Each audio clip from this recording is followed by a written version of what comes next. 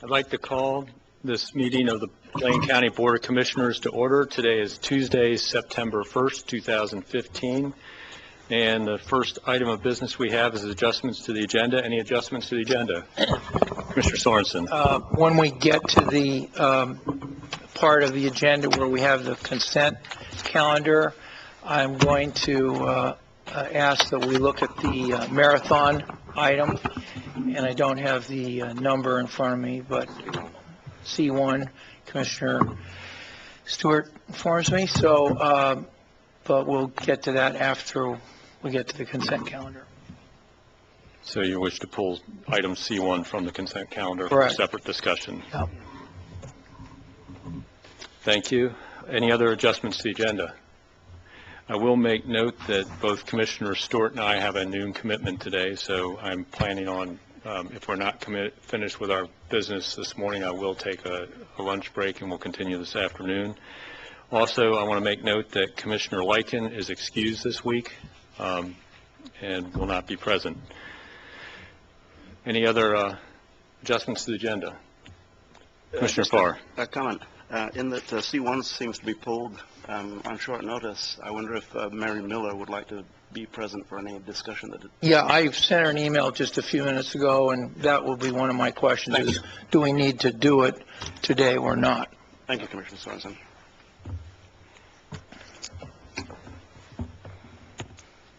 So, with no other adjustments to the agenda, we'll move on to public comment. Can somebody snatch the sign-up sheet for me? Thank you.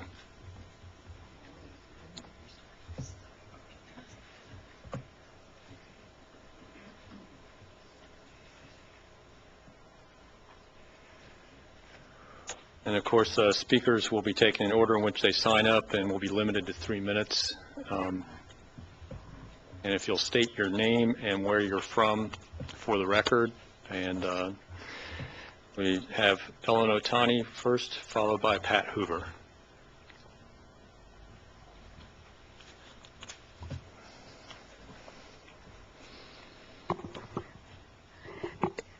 Good morning, Commissioner Bosovich and Vice Chair Stewart and Commissioners. I'm finally learning the protocol.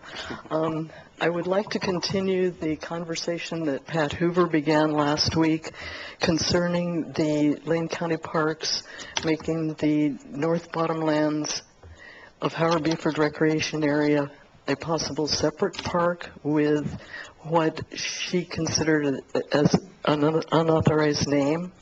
The name Emerald Meadows is a symbol, and it may be too small a detail to really be concerned about. However, it in a way represents all the ways in which Lane Parks has ignored the HBRA master plan over the past 6 years, from having large events at all, to siting electricity and roads through a former river channel with no input from the naturalists who know the site, to Xing out the North Bottomlands habitat in maps in the HBRA management plan after it had gone to the county for approval. It should be an easy fix to simply take down a sign, remove Emerald Meadows at Buford from Lane County Parks list of parks, take down the web page that shows potable water and toilets that don't exist, remove the name from documents, and prohibit its further use, because the actual name that's on the HBRA master plan is the North Bottomlands. The South Meadow and the North Bottomlands were the only designations used in the HBRA master plan, with the Arboretum being the only separate parcel. Later additions, such as the Springboks and Meadowlark Prairie, merely identify habitat restoration projects. To the park-loving public, the term Emerald Meadows signifies nothing but HBRA master plan violations. Your actions could go a long way toward providing a glimmer of hope that the master plan may start to be given the legitimacy that it deserves. Thank you. Thank you. We have Pat Hoover, followed by Mary Brorby.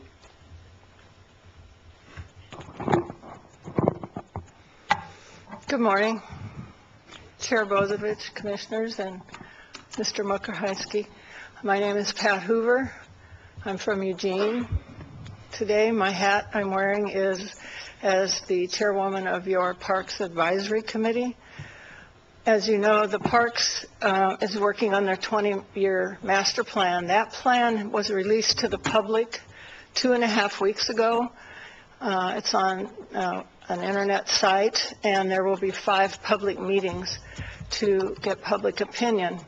However, the press release that was sent out to the media to help us let Lane County know that these plans are up and that they can come comment in person or on the web, no media picked up on the press releases.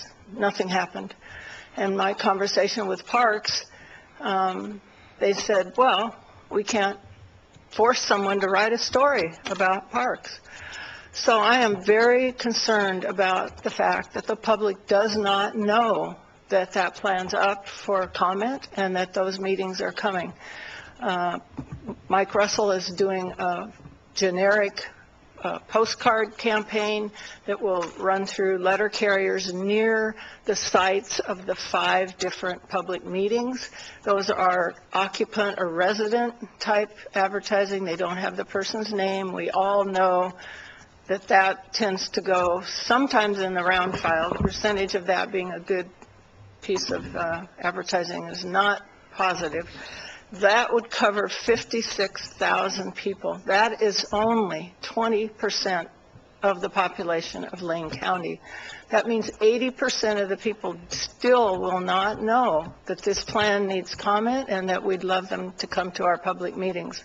So I'm here to ask if you as commissioners or Mr. Mukarhiski as the administrator could somehow work with either Marcia Miller or Mike Russell to spring some funding to get some, pay for some print and television display ads that advertise in an appealing manner in the paper that we have that plan up and we want the public to be involved. And I see this as a huge piece of our continued work on transparency and openness and accountability. The people of Lane County need to know that we are welcoming and wanting their comments. So anything that you could do to help out on this through your connections with Parks would be greatly appreciated by myself and my committee members. We worked really hard for 7 months to review and get this document to the point to hand it out to the public and have them give a look at it. So it would be, I would appreciate anything you could do to help us out on that. Thank you. Thank you. So, Mary, and is Broadby correct? You'll have to correct my pronunciations. I also am Mary Broadby. Challenging name as yours is, Commissioner Bozovich. I'm also on the PAC committee, and I'm Faye Stewart's representative. So I'd like to echo what Chairman Pat of the committee said about getting the information out to our residents of Lane County. I don't know, I've asked several of my friends to go on and check the website, and they're having a challenging time getting there. And I just don't think the information is getting out as much as it should via other means also.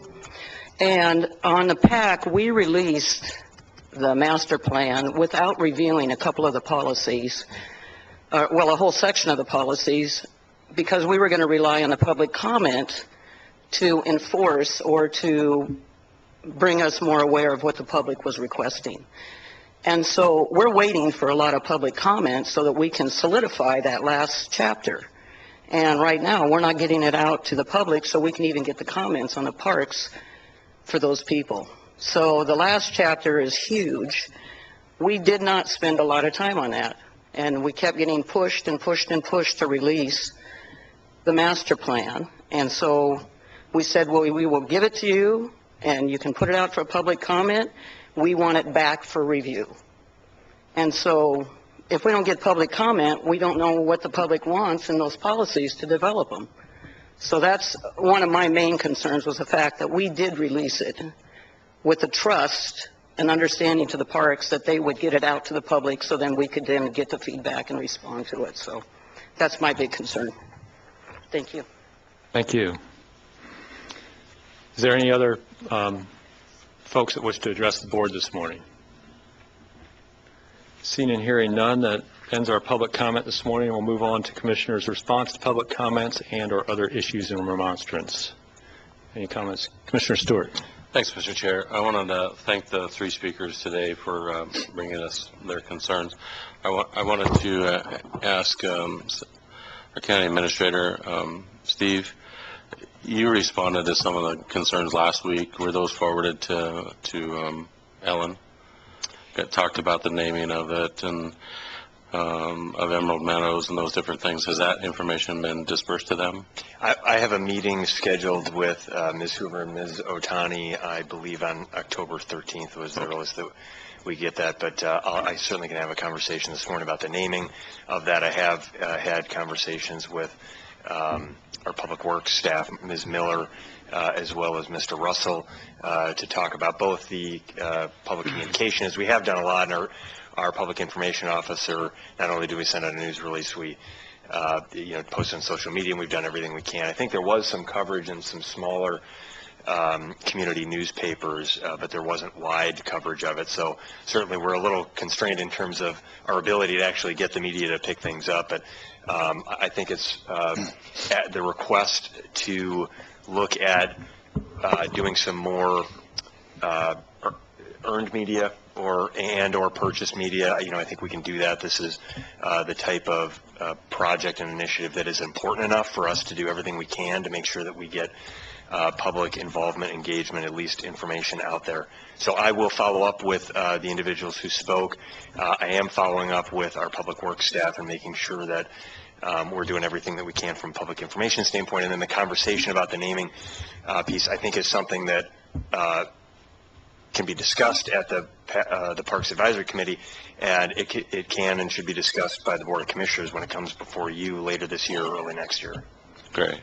Well, and the other idea that I thought too was that you have produced a couple videos that you rebroadcast on the Metro channel. Maybe is it possible to see if that's an avenue to create a little video to encourage people to comment? Yes. And I wanted to take a second to address one of Ellen's concerns about the power.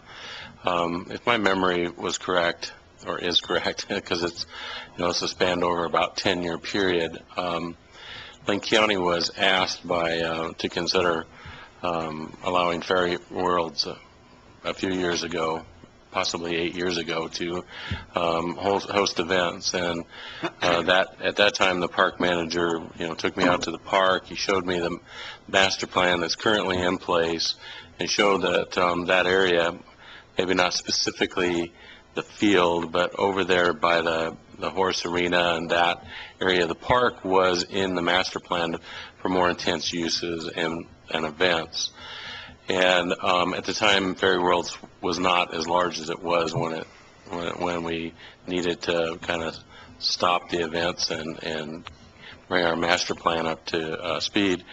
So they hosted a couple, 2 or 3 events out there. And then they came to the county and asked the board at the time if, or Parks asked the board if we partnered with Emerald Meadows or Ferry Worlds on bringing power out there, that would reduce generators needed, and be able to reduce emissions and be a lot safer setup. So the board did make that decision to approve the power to be taken out there.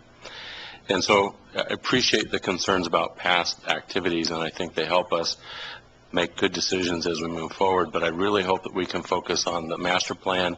This board put a halt on activities out there, at least those large events, so we could have a master plan process and make sure that we're doing everything legal and get public input. So, encourage you to really focus on the master plan, your input, your concerns, and, let's try to move the process forward and see if we can get a good master plan that works for, the county as a whole. So I know there's concerns about power and the naming of the park, but I think the administrator will address that with your meeting with him soon.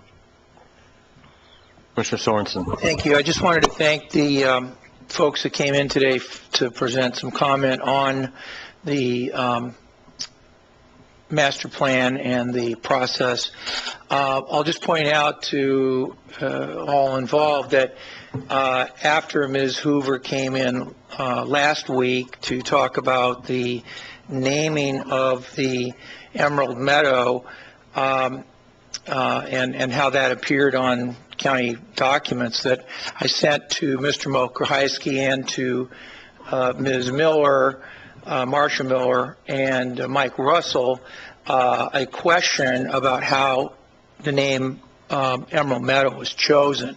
And thus far, I haven't had a response to that, but I think that that's ongoing. I'll just point out that that is an important detail, I think, here, because a lot of people are concerned that that the naming of that area is indicative of how the whole thing is just being pushed through. And I think that the public commenters here are here to encourage a greater awareness and have the parks staff and have the county public information officer get the word out to the public that this is being considered, these things are being considered, and I'll just reiterate my interest in the event that we are trying to reconcile that there's an Emerald Park in the area, there's a Meadows Park in the area, and naming the North Bottomlands portion of Howard Buford Recreation Area Emerald Meadow might be confusing to the public as to whether we're talking about Emerald Park or Emerald Meadows Park. So to me, the request to have the sign taken down and to, you know, and at this point, all I've asked for is where did the name Emerald Meadow come from? But I think that I'm hearing now, well, it's gone too far. We need to get this sign down because every day it's up, it's just one more day that I guess it must be called Emerald Meadow. So to me, this becomes a bigger problem, and I don't know if park staff can meet with Ms. Hoover and the other commenters before October, your October meeting, but I would certainly like to encourage it because that way we're getting on top of this rather than to say, oh, well, back in August that we had a meeting planned in October and the public comment period's closed, and so there's no more public comment on the whole thing. So I'll just say that, you know, having this meeting in October also implies maybe that we're going to need, if we don't get more out to the public about it, we might need to have more delay in the public comment, and that's just going to be a bad idea in my view. But we might have to do that if there really isn't that much outreach. So just keep those thoughts in mind. Mr. Chair. Just, Mr. Mokrahysky. real quick, I'd just say that, you know, we can try to meet before October. Is my understanding there were conflicts with other schedules that caused it to happen. Then the public comment period, as I understand, is open through October. If we need to extend that period of time because we have not generated enough public comment or there are outstanding issues, you know, that certainly can be considered. I am having conversations with our Public Works and Park staff about the issues that have been raised related to the naming. So it will be an ongoing conversation. I think the points that have been raised are fair, and we'll consider the merits of those, and ultimately, you know, we can have that conversation with the board.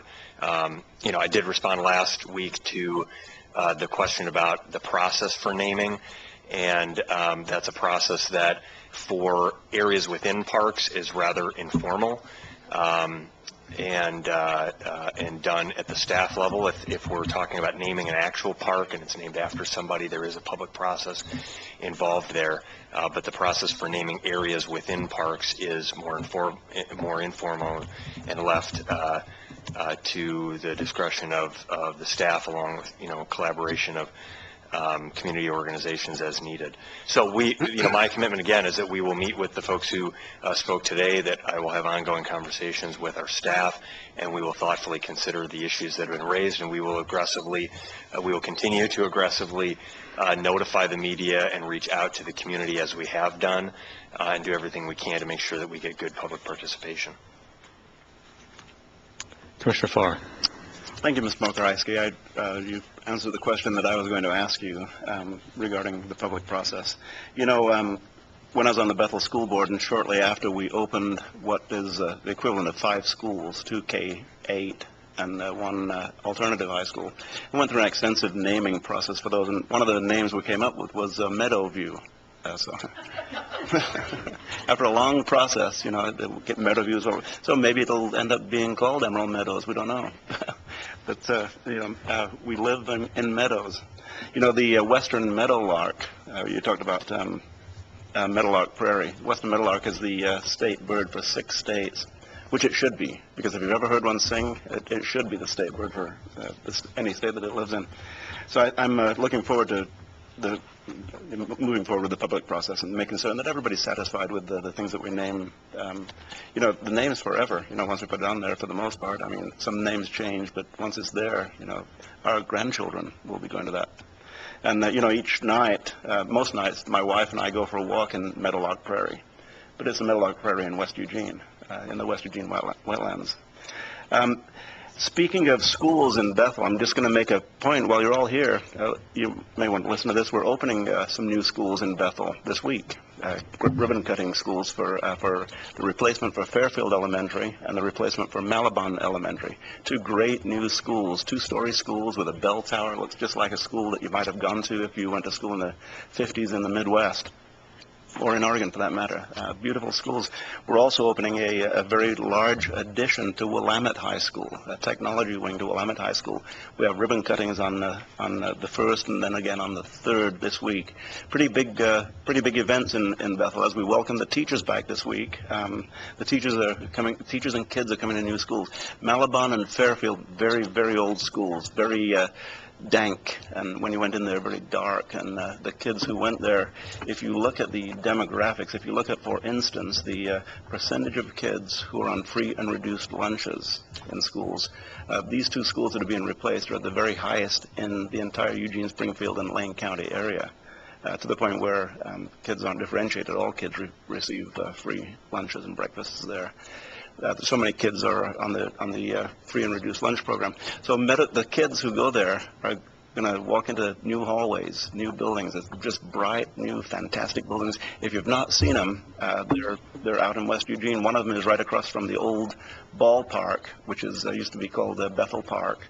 We have a new Bethel Park. So speaking of names, things do get renamed and changed. Right across from the old ballpark where there was a baseball stadium prior to Civic Stadium being the stadium. Now it's Hope Loop. So if you go out to Bethel, you're going to see some new buildings, new schools, and really kids with bright eyes going to these new schools. I'm really, really excited about it. The ribbon cutting once again is on the 1st and on the 3rd. So you'll see a ribbon cutting actually this evening, and then 2 on the 3rd. So way to go, Bethel. Thank you to the voters for passing the bonds that allowed us to build the schools, and congratulations to the kids who are going to be sitting down in new desks, in new rooms, and hopefully not with the smell of new paint. So thank you very much, Mr. Chair. Welcome. So I want to start out with a quick request to the administrator. Can we put the link to the master plan page, of Parks master plan page, up front on our front page, similar to, a while back there was some concern that the animal services was buried, and we ended up putting that link up front. So if we could put that link on the front page so it's easy for people to find the draft master plan, I think that would be a really important improvement to add and help with the notification. So if I could just follow up on that, we absolutely will do that. I should note that the news release that we put out to the media is on the homepage, and so that's on there, and that has been on there. But I think it's a great suggestion for us to put the direct link to the master plan on the homepage as well. So we will do that. The news release is moved down, and it's no longer on the front page. So either it's got to be removed, either fixed on the front page, or adding the link, I think, will make it easy as people steer to it. I will note that in Saturday's Siuslaw News, there was a half-page column. There's a regular columnist out of Mapleton that focused almost solely on the Parks Master Plan and the fact that it was out there. So, yes, the Register Guard didn't pick up our news release, and if the Guard doesn't pick it up, that means KEZI, KVAL, and KMTR don't pick it up. and some of the folks that's how they get their news. But it is being picked up in rural communities. I had a meeting with the mayor of Bonita last week, and one of the topics she brought up was the master plan. So it's not that it's not getting out there, and it's not that, maybe the local Eugene-centric media hasn't picked it up, but some of the rural media has picked it up, particularly because it's much more of an issue for them because they're in the communities a lot of the parks are located at. But I think the comments are well taken, and we'll do our best to make sure folks understand it's out there for comment. And I think putting a front and center link where people can get to it easily, so when you do tell your friends to go look at the site, it's right on the home page, and you just click the link, and it gets to the page that A, has the public meeting schedule, and B, has the link to the actual draft master plan. Would be an improvement to that notification process. So I appreciate the comments around that, and we'll do what we can to make sure that the word gets out. But one of the difficulties, and I've mentioned this before, we had a budget process this spring where we had 0 media attend. And in the budget meeting where we actually adopted our budget that included major cuts in our road system, no media attended. It was a story that was not picked up at all. We cut 20 people out of our roads department, millions of dollars in work, and absolutely no media was here. So one of the things is, you can put out a press release and do the best you can, but we can't lead the media to a story. We can't make them drink, so to speak. We can lead them to the water, but we can't make them drink the water. So we do the best we can, and we'll try and do what we can to go around media. I would also suggest maybe we repost the press release some way through social media on Facebook, because that tends to actually be where most people are getting their news today anyhow. So we'll repeat that on social media too. So I can't take comments out of this audience, but we'll do what we can. And Pat, feel free to send me a quick note if you have something you want to add to that list of things we should be doing to get the word out. We'll do everything we can. So, Mr. Chair, ever so briefly, on the website, Mary, I believe you mentioned that people are having difficulty. If I went to www.Lane County, and then on the search key, I just put Parks website. It came right up. Beautiful website, Ms. Mokrajewski. It really is very informative. I see it was last updated just this week, and a lot of links in there, and very, very informative. So if people who may be listening right now, just go to, if you can't find it directly, just go to the Lane County website, general website, hit the very searchable website. Hit search for Parks website, it comes right up. Thank you, Commissioner Farr. Any other comments or remonstrance from the board? Seeing and hearing none, then we'll move on to emergency business. Is there any emergency business today? No. Then we'll move on to the consent calendar, and all items on the consent calendar are considered to be routine by the commissioners and will be enacted in one motion. Folks that want to actually see the detail of what's included in the consent calendar can go to our website, and they can click on view material for each item to see the details. Item C1 has been pulled from the consent calendar, so do I have a motion to approve the consent calendar without item C1? Mr. Chair, I'd move approval of the consent calendar as amended. Is there a second? Second. It's been moved and seconded. All those in favor, please say aye. Aye. Any opposed? Motion passes unanimously with Commissioner Lyken excused. And then now we will discuss item C1. Commissioner Sorensen. Thank you very much. I guess my first question about this, I want to thank Ms. Miller for coming. My first question about this item is, what's the timeline for this? What's the timeline for the agreement, the proposed agreement with Marathon Health? What's the length of that agreement? Right. Thank you, Commissioner Sorensen. Mary Miller, Benefits and Wellness Manager for Lane County. The timeline is, if with your approval, to approve the agreement this week, and Marathon representatives will be visiting Eugene in the next couple of weeks to help us determine the best site for the clinic. We have done some GIS. Well, no, I mean, the length of time, so like a 2-year thing, Oh, okay. a 3-year thing. I'm sorry. Yes, okay. I wasn't really clear with You didn't that want question. minute by minute. Are we talking Okay. about, from now until the end of the year? Are we talking about from now until the end of the decade? Okay, What are we talking sure, about? Sure. Well, the plans are to open the clinic in probably realistically January. We were shooting for December, but we're thinking January. And what we've asked is for approval for a 3-year agreement with Marathon with the option to renew, or 2 options to renew for 1 year.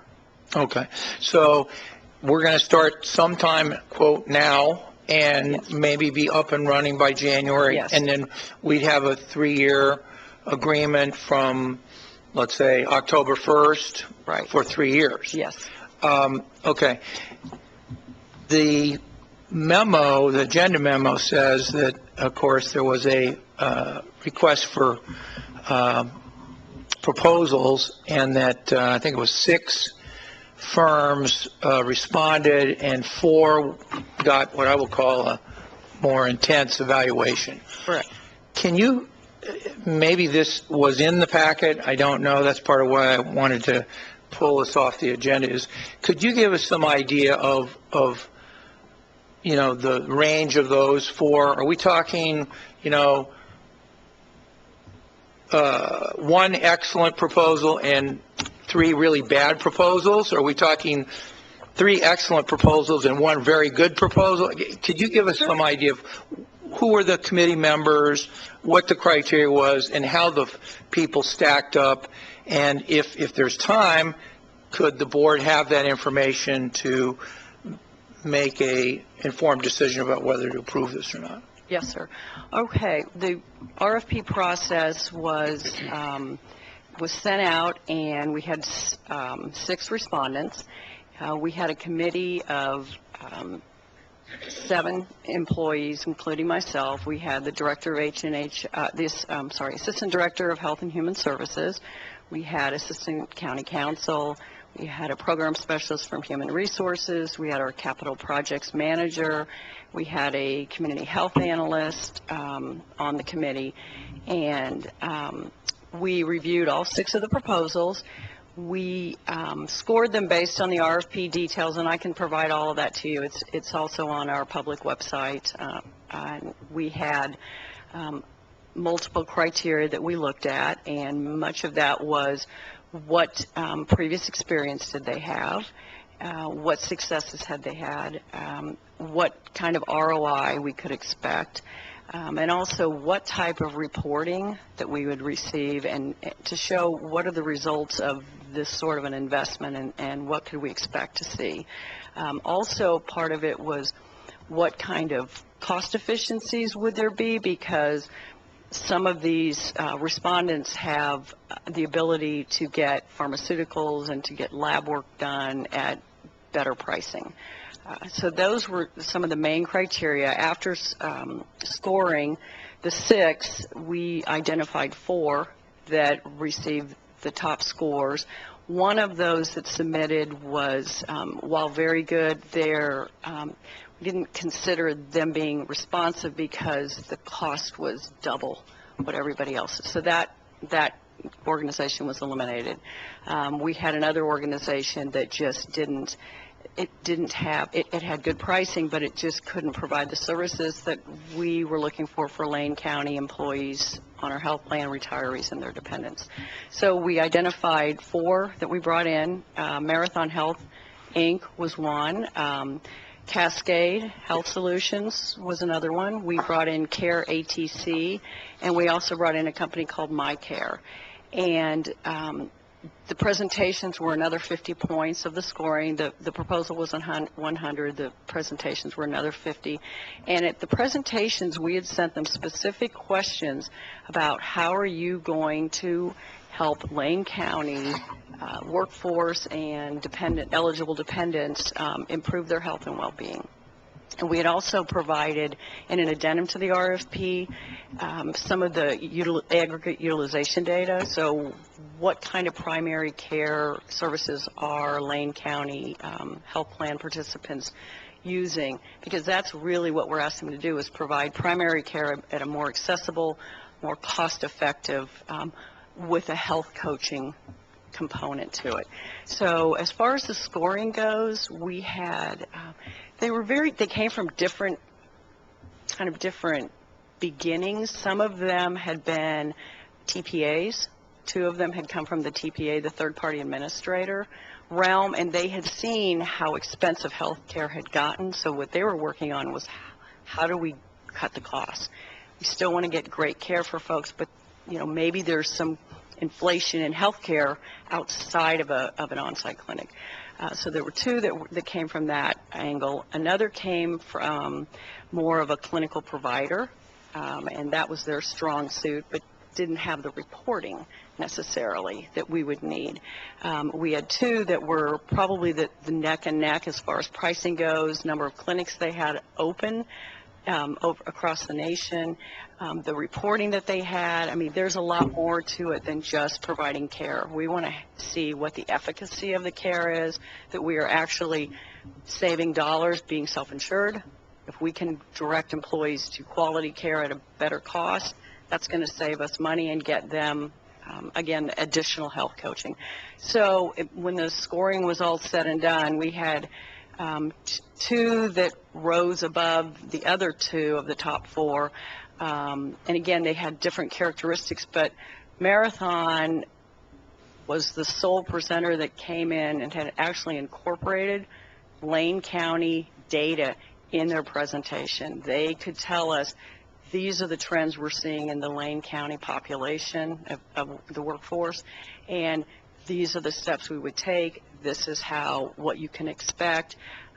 They have the most clinics open across the nation. They have lots of successes in counties across the nation.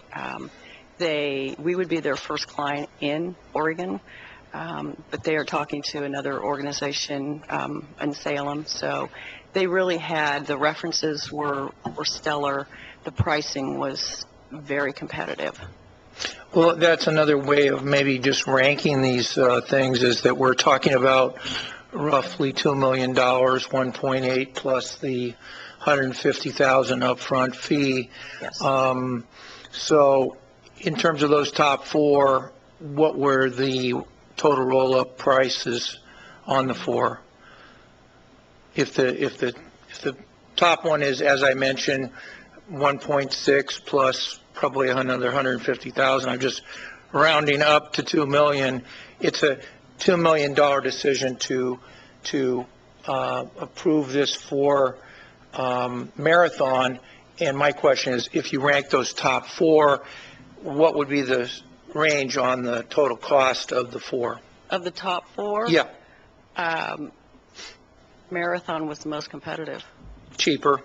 Most competitive, yeah. And better data, better response to the specific data of the Lane County employees, spouses, family members, retirees, and other people that are covered by this. Absolutely, yes. And they also included performance guarantees in their agreement. So their fees are at risk if they do not achieve milestones, performance, standards that we're expecting. Mm-hmm.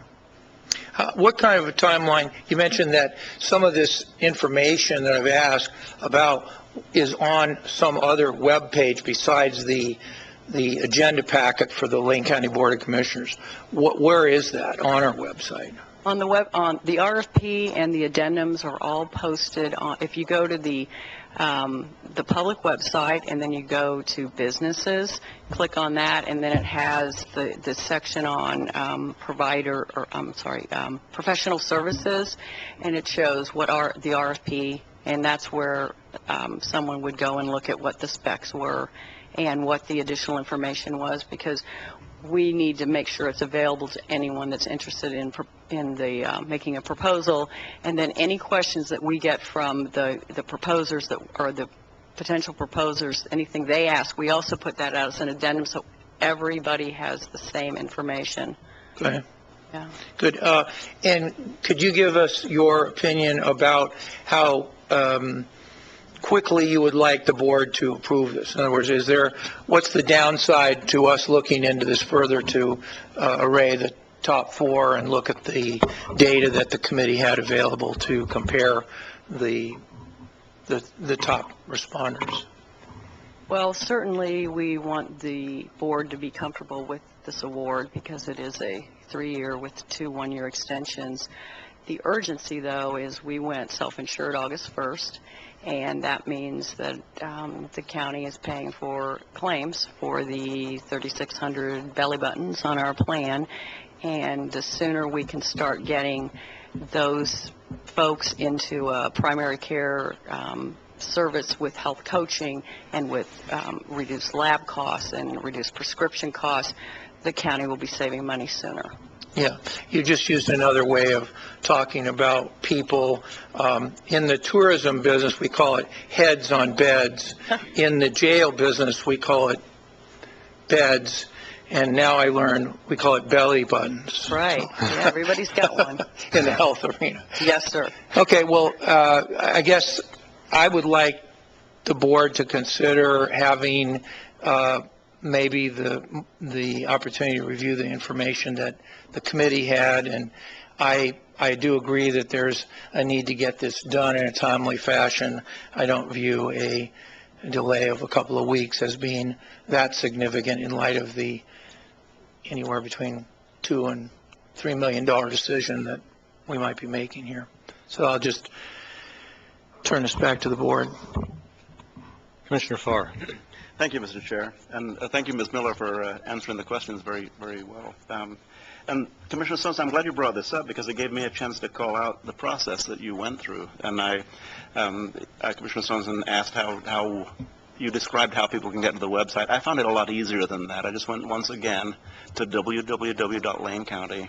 The search engine's right there up in the top right-hand corner. I said health website. Bam, there it is. So very easy, very accessible. And on there I see the view the RFP details, very detailed, and I think Mr. Cheney probably had something to do with that. The question that I have is the RFP that you put out for this, is it substantially different to RFPs we put out for maybe smaller items or even larger items? Is it a similar RFP process that we have used?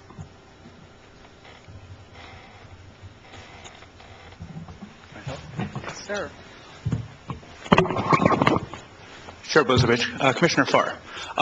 No, this is pretty much the same template that we use for RFPs ordinarily. And I'll tell you, I can understand this is a large amount of money for the commissioners to look at. On the other hand, and I was unaware of the economics of this until I was involved in the committee in this election, now that we're self-insured, one of the big issues is we're going to be paying claims directly to the medical providers, and that's a fairly costly manner of doing things. What this clinic will do is, using nurse practitioners, will allow us to capture the low-hanging fruit, that is, the simple office calls. People can go there and not pay a copay, but yet our overall cost of having an individual go to a doctor is going to go down at the same time their cost goes down. What we'll be capturing this, hopefully, and what this RFP was designed to do, was create a situation where we could get people, particularly people with chronic health problems, to get them to come in regularly because there's no real barrier other than just coming there. We've even talked about having evening hours. And get them to come and get their health in better condition. And that's a win-win. It's a win for the employee. It's a win for the county. Absolutely. In this particular case, what we did was we looked at the providers, and that's what we were looking for from providers, was providers that were capable of encouraging people to get there, of getting people there, and so that we could make healthier employees. And by making healthier employees, we'll save money. And we have a ton of data here. I'm not sure how much of it you want to wade through, because I'd say the average proposal ran between 100 and 400 pages. But I think most of the most important information came actually in the interviews when we talked one-on-one with the providers. And that's something we can't really recapture now. The greatest thing about this was the one that was uniformly ranked the highest was also the one that was the lowest cost provider. Not because they're cheap, but because they happen to be focused on exactly what we were looking for. Thank So you, they Mr. didn't Chairman, have for to stepping comment forward. I appreciate Thanks. that really in-depth answer. And really, once again, it's a very thorough RFP. And if you go to the website, you also see RFP Addendum 1, which actually lists the questions that were asked. And it also has RFP Addendum 2, which I couldn't get into because I don't have security clearance to get into that one. So, so I'm not sure exactly what the Addendum 2 is. But, just a rhetorical question for you, Ms. Miller. Is this a good thing for the staff? Yes. Okay, never mind. This is a wonderful thing for the It is a staff. wonderful thing Yes, for the staff. it is. It's what they deserve. And one thing that you said, and you said it very softly and took it into another sentence, is they'll receive health coaching. That's not something you get from a doctor typically for for a focused visit. You know, you go to the doctor, if you ask him about, well, I've got a hangnail too, he says, well, come back and I'll talk about the hangnail. With this, you get health coaching, you get a broader spectrum. Every one of us up here is excited about moving forward with this. We've all stated it in different ways, and we're all very, very excited about self-insurance and some of the different things that we're doing as far as providing better health care in a more timely fashion.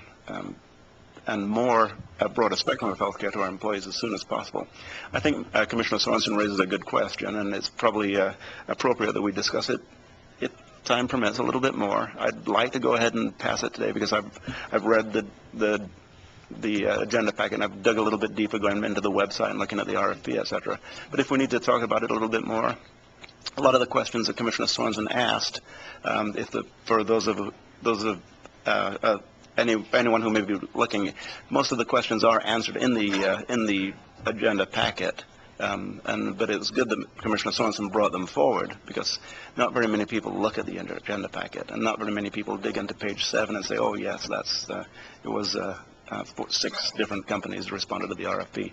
So thank you very much for the presentation, Mr. Cheney. Thank you for stepping forward. I'm really confident that we have a uniform process that we use for RFPs, that it is publicly that is put out to the public in a very broad fashion, and that we get the best responders and we choose the best from among the responders. Thank you. So I'm going to jump into the queue here, and Commissioner Stewart's also in the queue. So, in the past, the board has had, presented to us the idea of opening our own clinic several times. So that whether we're opening a clinic or not is really what's up to discussion here. And I was on the LCC board when we opened the clinic at LCC. We all know the benefits of that, so I'm not going to here to discuss that. What I want to talk about a little bit is the legal ramifications of the board looking into and possibly changing the results of a objective RFP process under Oregon public contracting law. So the question I have, these are going to mostly be for Mr. Cheney. Did we obey Oregon public contracting law relative to notifying people submitting proposals of how they would be scored, clarifying those to all parties when questions were asked, and then, did the team doing the scoring follow the scoring criteria? Chair Blazevich, yes. In this case, I monitored the process, and yes, we gave a stated set of scoring criteria in the RFP. We informed all the vendors that they had an opportunity within 7 days at each stage that they could protest. They could protest if they didn't like anything in the RFP, and when we gave the notice of intent to award, they again had 7 more days to give a protest, and they did not. At this point, what the board could do is the board could reject the contract, but I don't think that the board could, given that they were scored according to the criteria in the RFP, and ORS 279B requires us to score them only in the pre-established criteria. What the board could do is reject the agreements, and we could go reject the award, and we can go back out for another one. Yeah, but so you wouldn't have the opportunity to change the award subjectively. that's what I wanted to bring out here. Our choices as a board, if we delay this any longer, which I don't propose to delay this. I think we've got enough information in front of us and understanding that we followed Oregon contracting law. Our choice as a board, if we review this, is rejecting all bids and putting it back out, which seems to be how long did it take us to get to the point of you talk about you have to go through 7-day protest periods and 7-day protest. So we're how many months into this process from the original advertising, besides putting together the RFP documents, just from the advertising date? When was it first advertised? We're about 3 months in. Okay, so our choice is move ahead with the recommended contract award, or reject all bids and start over a 3-month process, because we don't have an alternative under Oregon law to make any other change. Yes, we advertised an objective set of standards. We had a committee that scored under those objective set of standards. We've got the highest scoring, team response proposal that is before us, and not only that, it was also the lowest cost. I don't see there's any reason to delay voting on this today. Commissioner Stewart.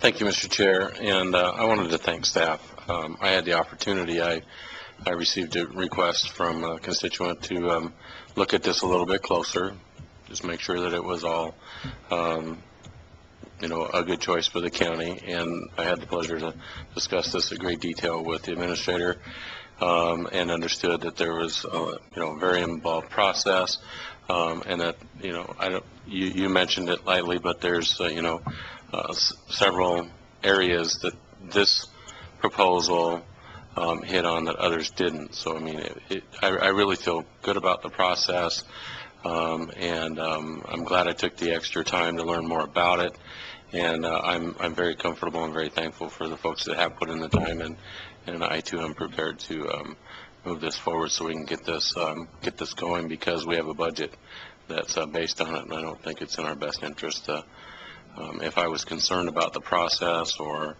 the choice or some of the services being provided, I would certainly consider more time or maybe send it back out. But I think another 3 months we need to move this forward. So I appreciate it.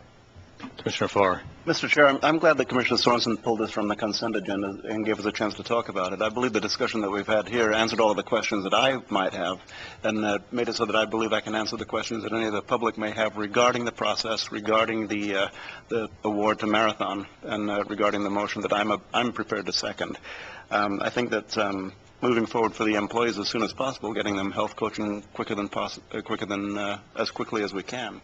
Delaying 2 weeks may not be a big deal, but really, you've gone through the process. I don't see any need to go further into it.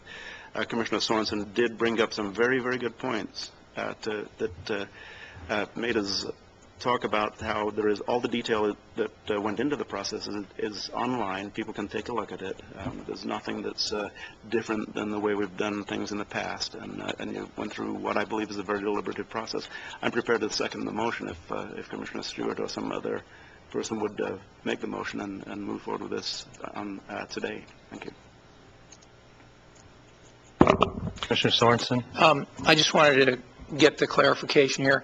The names of the committee members are not in the packet.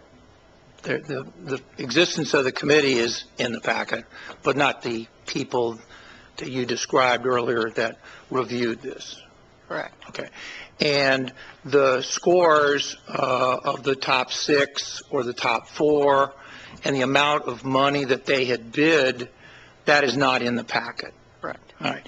And the responses to the questions that the committee asked, or a summary of the responses that the committee received and reviewed and arrayed and scored, while that was done, that was not in the packet. Correct. And that's not available to the public. Correct. Okay. So I just want to be clear that the board is making a decision not based upon a review of any of those data or any of that information, but really the summary that we had an informed committee. They worked really hard. They arrayed all the people. They scored them. They asked them lots of questions. 4 of them came in, and you reviewed them. But I just want to be clear, the Board of Commissioners and the public is not receiving that information. All we're receiving is that we did it right, we did it legally, and in my view, we did it properly. So I just want to be clear, I am not objecting to anything you've done. I am simply trying to make a good decision about spending $2 million And maybe that information would be helpful to the Board of Commissioners. Maybe it wouldn't be helpful, and we do delegate this all the time, so I'm just not always comfortable about delegating $2 million without that information. So I just want to make it clear that, my no vote has to do with the request for the information, not receiving the information, and the board not wanting to get the information, or at least not getting the information publicly. And I think that Commissioner Stewart makes a great point. We all, prior to meetings, make various inquiries about board items. I did myself. It's the public information that I think is lacking in this instance. So, I'm not being critical of your role in this. I'm just saying I think the board needs this information before it makes a decision. And I agree that this decision is an important one, and we should make the decision. And in all probability, we should make the decision you're recommending. But I don't think the information is available, other than to say they finish first in the ultimate decision that you are making a recommendation to do. So, I don't know if we're talking about approving this today. Maybe so. I just want to have the information before I vote to approve it. Commissioner Stewart? Mr. Chair, I'd move approval of Order 15-09-01-03 in the matter of accepting a proposal from Marathon Health, Inc. for the employer-sponsored clinic provider for Lane County employees, eligible retirees, and their eligible dependents, and awarding a 3-year material and services contract with 2 additional option years to perform the services. Second for discussion and speak to the motion. Commissioner Farr? Listening more closely to what Commissioner Sorensen has said, I understand what he's saying with questions regarding information that isn't in the packet and isn't available online. So a question for you, Mr. Mokrahajski, if we were to delay this today, is it something that we could bring back in 2 weeks? We don't have a board meeting next week. We do have a board meeting the following week. Could we have it back here in 2 weeks for discussion regarding the questions that Commissioner Sorensen has raised, and for a motion for passage? Mr. Chair, Commissioner Farr, I think it's not an issue for us to bring it back to you in 2 weeks. I think the question is the timing of waiting on that decision as it relates to the planned opening of the clinic, which was slated for December 1st, and all the work that needs to be done to get that up and running. So I guess I would look to Ms. Miller to see what her understanding of the implications of waiting 2 weeks would be, if that's feasible, or if it sets back that plan. What's important, I think, for the board and everybody understand is there's a lot. This is not just a contract. There's a lot of work that needs to go in, and that is currently going into identifying the appropriate location for the site, getting that location up and running as a clinic, working with our employees around informing and educating them on accessing, how to access and participate in that clinic. So I would ask that question. We can bring it back in 2 weeks. That's not an issue. The issue is the impact of the delay on actually getting the clinic up and running. And before you answer, Ms. Miller, just a clarification on my part is that my question is just providing the additional information, coming back with the motion. So the delay on moving forward with actually implementing Marathon's involvement, the setting up the site and bringing in the equipment perhaps that they need to bring in, would be delayed 2 weeks if we could pass the motion in 2 weeks based upon more information. So go ahead and respond to Mr. Mokrahajski, and if you wish, Ms. Miller, and let us know what's the danger of waiting 2 weeks for the decision. Well, we do have Marathon mobilizing on our behalf, hoping that this will be signed soon. And as County Administrator mentioned, there are a lot of steps that are in motion. So the danger is that this will lose some momentum, but we can pick it back up. On a personal note, I won't be here in 2 weeks, so I would love to provide anything you need in the meantime, or sooner, if that's another way to get this looked at sooner, but it's something that, again, every day that we have employees that are going outside of a quality,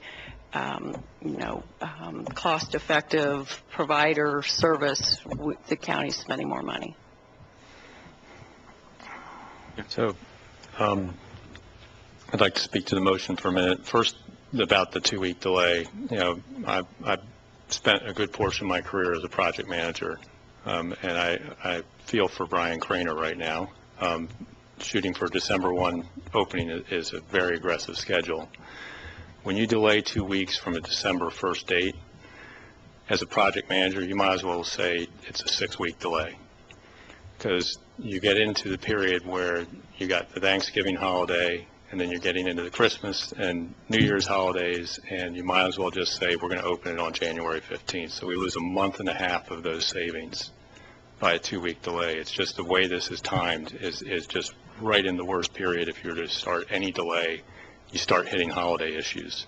As far as getting contractors to complete work and do punch lists and everything else that you got to get done by December 1st opening date. So I really feel 2-week delay is a serious issue. It's not just 2 weeks. I will note that this is a publicly broadcast meeting, and it is available on our website. We've had staff note exactly who was on the committee in public here. We have a member of the bar that has addressed us about the process and whether the process was done in accordance with Oregon contracting law.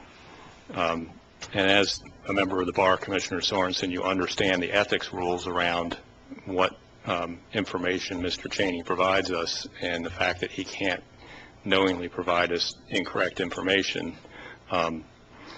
So I believe we've, while all the information may not have been in the packet, it has been disclosed here in public and discussed publicly on a televised meeting from staff. So unless we are now doubting our staff's integrity, I think I've got the information and the public has the information to understand what we're approving today, and I'm going to vote yes on the motion.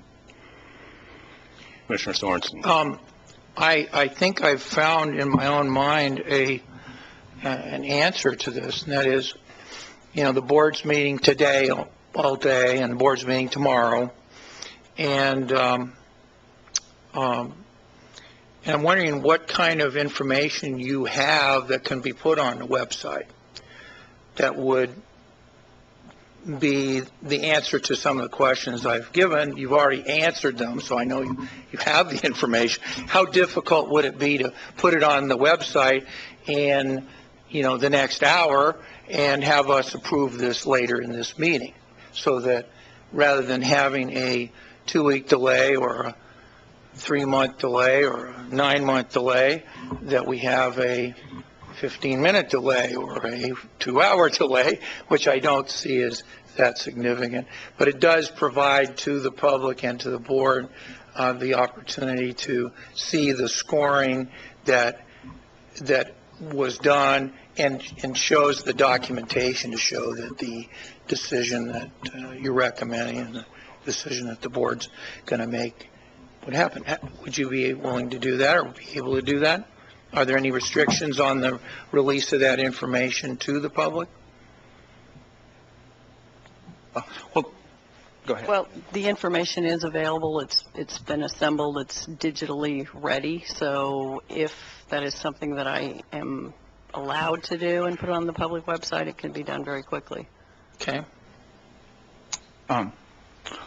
Commissioner Sorensen, actually, one of the controls on our process is the other vendors, and so naturally, whenever we have an RFP like this, we get public records requests from the unsuccessful vendors, and sometimes the successful ones, for copies of all the most responsive proposals. In this case, we already have, and we furnished those under public records requests. So there is some confidential information that's contained in them, but I've already redacted that, and we've already sent it out. So in electronic form, the top proposals are already available. They're on the computer, and they can be posted and emailed to you immediately. Well, my concern, it really is not about doubting what you guys have done. That is not my concern. My concern is to make an informed decision based upon the information that's available. So, I don't think this is unreasonable at all, and I don't really think that asking that this information be available to the public harms our decision-making. In fact, I think it strengthens it, because then it shows that we've had a chance to look at it, and to the extent that any of the 5 commissioners or the 5 commissioners together want to review it, it's their opportunity to review it. So how long would it take you to do that? I could do that within the next, probably by 1 o'clock. I think we're going to have a pretty long presentation here. I don't know what it's scheduled for, but that's an opportunity that we may want to pursue.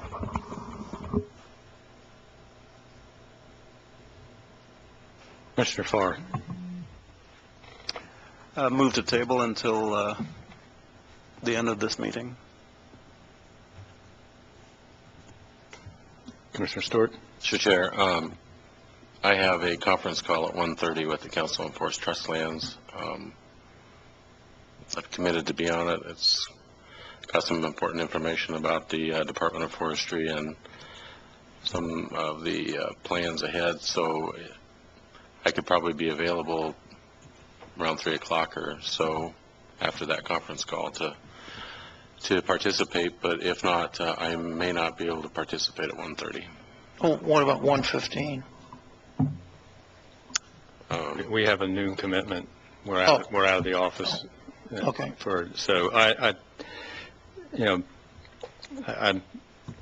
don't feel there's a need to table this to this afternoon. I do feel we can post that information, post the votes so the public can see. We've been given that information verbally by staff, competent staff. I've got the information I need to make a decision today.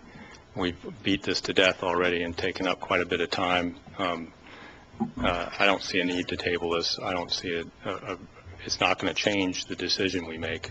I believe, as I get the sense of the board, even with Commissioner Sorensen voting no, this is still going to be approved. Whether we do it now or 2 hours from now, I think is a silly thing to do. We can get the information up on the website Commissioner Sorensen requested, after the fact. I think we just need to move ahead and get on with our agenda. I've seen no second for the motion to table, so the motion dies. I'd like to call the question. All those in favor of Order 1509-0103, in a matter of accepting the proposal for Marathon Health, please say aye. Mr. Chair, technically we need to vote on calling the question. Oh, sorry. Thank you. All those in favor of calling the question, please say aye. Aye. Aye. Any opposed? No. Motion to call the question passes 3-1. All those in favor of the order 1509-0103 in the matter of accepting the proposal from Marathon Health, please say aye. Aye. Aye. Any opposed? No. Motion passes 3-1 with Commissioner Sorensen in dissent and Commissioner Lyken excused. Thank you. Thank you. So we're on to County Council. Any announcements from County Council? I understand there's no need for exec session today. So any announcements? Seeing none, then we'll move on to item 6B, which is Order 1509-0105 in the matter of adopting new contracting rules consolidating in Chapter 20 of the Lane Manual effective October 2015. And we have Mr. Cheney again. Yes, quite topical, in fact.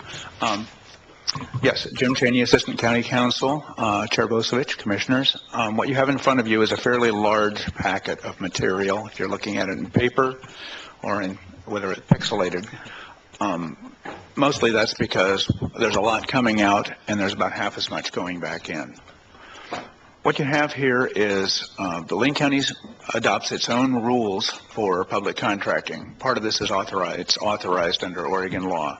These rules incorporate both the requirements of Oregon law and the specific policies that are adopted that the county has seen fit to adopt regarding how contracts are applied for, how they're awarded, and how they're entered into. And historically, these rules have been in place for over 20 years, and they have been modified on an as-needed basis since then. And there's not a lot of organization, there's a lot of repetition, and there are internal conflicts in the rules we've been using. This has caused some problems since we've eliminated the purchasing department, so we now have people at all levels, some people with limited training doing limited procurements, and it's hard for them to go through the rules, understand what they're supposed to do in an efficient manner, and do so.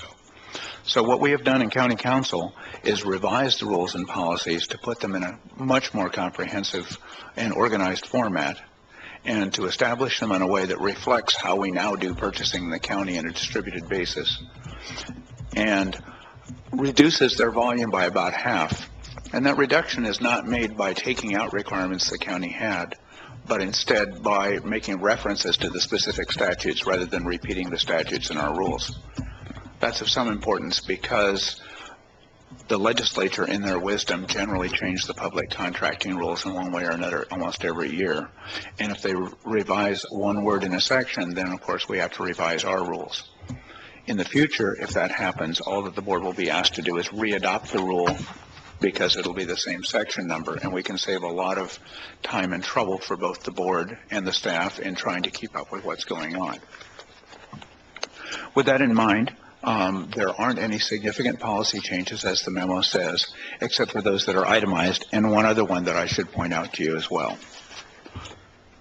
These changes to the rules, perhaps the most significant ones that you may appreciate, is that the county rules have not distinguished between grants the county makes and grants the county receives, and yet those are both significantly different and operate under different rules under state law. And they were conflated in the old rules because originally they were conflated in state law. Now they're distinguished, and they are now in our rules. Clarified the authority for awarding contracts. I have, one thing I mentioned here is about confidentiality of contracts related to legal investigations and representations. Technically, under county rules, all contracts have been, since we went to an electronic system, supposed to go into the electronic system, which is available to any employee who has access to that system. However, some of the contracts that the county council's office enters into have confidentiality issues. They may name a particular party that's being investigated and so on. So under the new rules, the rules are being adopted to reflect actual practice, which is that those contracts are not kept in the contract system, so they're not available to anybody who wants to go and look at those matters, who's on staff. Otherwise, they're not available to the public. There now are limitations on the amount that a contract may be amended. We can't enter into a contract for $10,000 and keep it going for 20 years and make it into a lot more money. There's not a limitation on that under Oregon law, but as a practical consideration, that's something that's important that should be in the county's policy for management purposes. The other significant change is, which I did not put on this list, is this is in section 20.650. One of the things that happens at the end of the fiscal year, and this relates to grants that we receive, frequently right in the last few weeks of June or in early July, government agencies will find that they have additional funds available that they didn't anticipate being available, and they will inform us that we have 10 days to apply for a grant or apply for an extension of a grant. And in that situation, frequently there's not a board meeting within the time period in which we have to apply for the grant. And so the board is occasionally asked to ratify the decision to apply for a grant afterward. This rule would instead say that for a routine grant from a public agency, or that the administrator would be authorized to apply for a grant so long as that application didn't oblige us to take the grant afterward. That would still go to the board, but it would solve this timing problem that comes at the end of the year when the state, the federal government will come up with additional money and say, we've got the money, but we need you to do this right away. That's the one that I hadn't listed, and that's why I went into it with a little more length. Other than that, what you have in front of you is a reorganized chapter, and if you read through it, I think it flows and is organized in a way that makes good sense. Thank you. Any questions for staff? Commissioner Stewart. Any questions? Thank you, Mr. Cheney, for your hard work on this. The last item that you mentioned is one that we dealt with today, at the board members in the consent calendar. We had a very tight timeline for applying for what they call RAC funds or RAC grants through Title II money of the Secure Rural Schools. And this is something that we do every year. We've applied in these different departments for these funds. And because of the timing of the payment and the timing to get it dispersed to the different agencies, there was a very tight timeline. And so I appreciate being able to maybe use that as a model to try to craft some flexibility in our ability to apply for those grants, which we've applied for. And one we used in the Sheriff's Department for work crews. The other is the same in the Department of Youth Services, and then Public Works has been able to receive a grant. So I appreciate you kind of calling that out, and it's kind of apropos, being we dealt with one of those today on the consent calendar. So thank you. Thank you, Commissioner Stewart. I should point out that one of the things that when I say that I've tried to accommodate existing procedures, one of the things that I think is important is for the county is that county staff comply with the rules. So where we've had to do workarounds in the past, I've looked at whether we can put those into the rules, because I think that the minute people find workarounds for something that really isn't right in the rules, that reduces the overall respect for the rules and potentially the overall compliance. And so by doing so, what I've tried to look at is creating a set of rules that we can absolutely live by and don't have to find those workarounds. And I think that overall, that raises our credibility to our staff and holds them to higher standards as well. Thank you. Any other questions? Seeing none, is there a motion?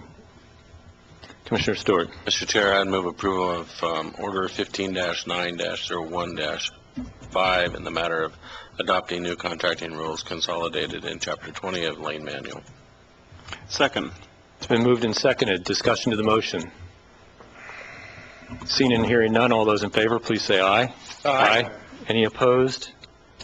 Motion passes unanimously with Commissioner Lycan excused.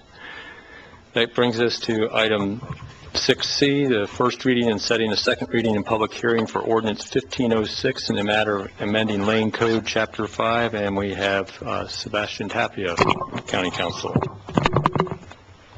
Sebastian. Good morning, Chair Bozovich, Commissioners. I'm here to advocate on behalf of changes to the Lane Code Chapter 5. That's the enforcement chapter. As the board is aware, the Lane Code and Lane Manual are intended to work together. The Lane Code indicates the laws to be applied. The manual indicates how the employees are to interpret those. Lane Code Chapter 5, in my firsthand experience, had some conflicts between the code and the manual, and these changes are intended to eliminate those conflicts. Even slight changes in verbiage between the two causes confusion, and actually did in one case that I handled. In addition to bringing all of the details on how to enforce into the code, we're also adding some additional detail to provide more due process notice, particularly when the party who owns the property would be a corporation. It provides some additional detail about how staff are instructed to notify those folks.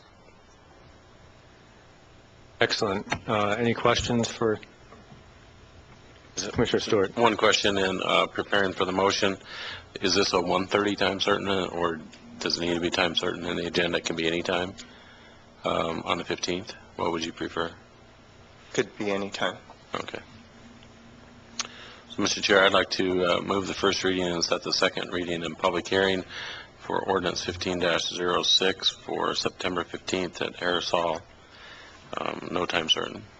Second. It's been moved and seconded. Is there any discussion to the motion? Seeing and hearing none, all those in favor, please say aye. Aye. Any opposed? Motion passes unanimously with Commissioner Lycan excused. Thank you, Sebastian. That moves on to item 7A for Public Works. It's a report on a work session for the Envision Eugene update, Eugene specific urban growth boundary and comprehensive plan, and we have Mark Rust. And if Mark will introduce his guest from the City of Eugene for us, I appreciate it. Good morning, Commissioners. Chair Bozovich, thank you. And I will just turn this over to city staff. I want to apologize to the city staff for the delay. In hindsight, should have scheduled this for a time certain to respect their time. But anyway, I'll turn it over to them, and if there's any questions I can assist with, I'll be available. Great. Thank you, Mark. Good morning, Chair Bozovich, Vice Chair Stewart, Commissioners. Happy to be here. Thank you. Can you identify yourself for the record? Oh, my apologies. Yeah, I'm Robin Hostick with the City of Eugene, Planning Director for the City of Eugene. With me today is Terry Harding, who is Principal Planner for City of Eugene Planning and also lead staff for Envision Eugene. So we're going to tag team the presentation a little bit for you this morning. Quite a bit of information to go through. As you know, we've been at this for quite a while. So we're going to try to pare it down just a little bit. Before we dig into it, I want to say a special thank you to Vice Chair Stewart and Chair Bozovich for following up and reaching out to us a couple of weeks ago to give us kind of a heads up on some of the key issues for the county. I personally found that very helpful. I've been in this role for about a year now. So for me, I think to follow up on that and get some of the background, having spoken at the end of the week also with your planning director, and also following up with some city staff who've had experience with this over quite a number of years, very helpful to go back through that information and kind of catch up and touch base on some of the county's key issues. So just as a matter of preamble, kind of saying, we understand your concerns. We haven't forgotten about those, and I think point out a couple of those that we plan to touch on a little more directly throughout the presentation today. One, of course, is that HB 3337 was passed quite a while ago, and it kind of falls into the category of get her done. So we're all for that. We understand, and that is certainly where we're headed. And I think that the presentation today is kind of marking the beginning of the process to bring the urban growth boundary designation, the Eugene-only urban growth boundary, in for a landing. And so it's we're excited to be here and to begin that. Second, of course, is there have been ongoing questions about housing mix. We'll touch base with you, or touch base on that a little bit, about how that decision making happened and some of the background for that. Density in the South Hills has been a topic of discussion, I think, ever since January. We'll touch on that briefly.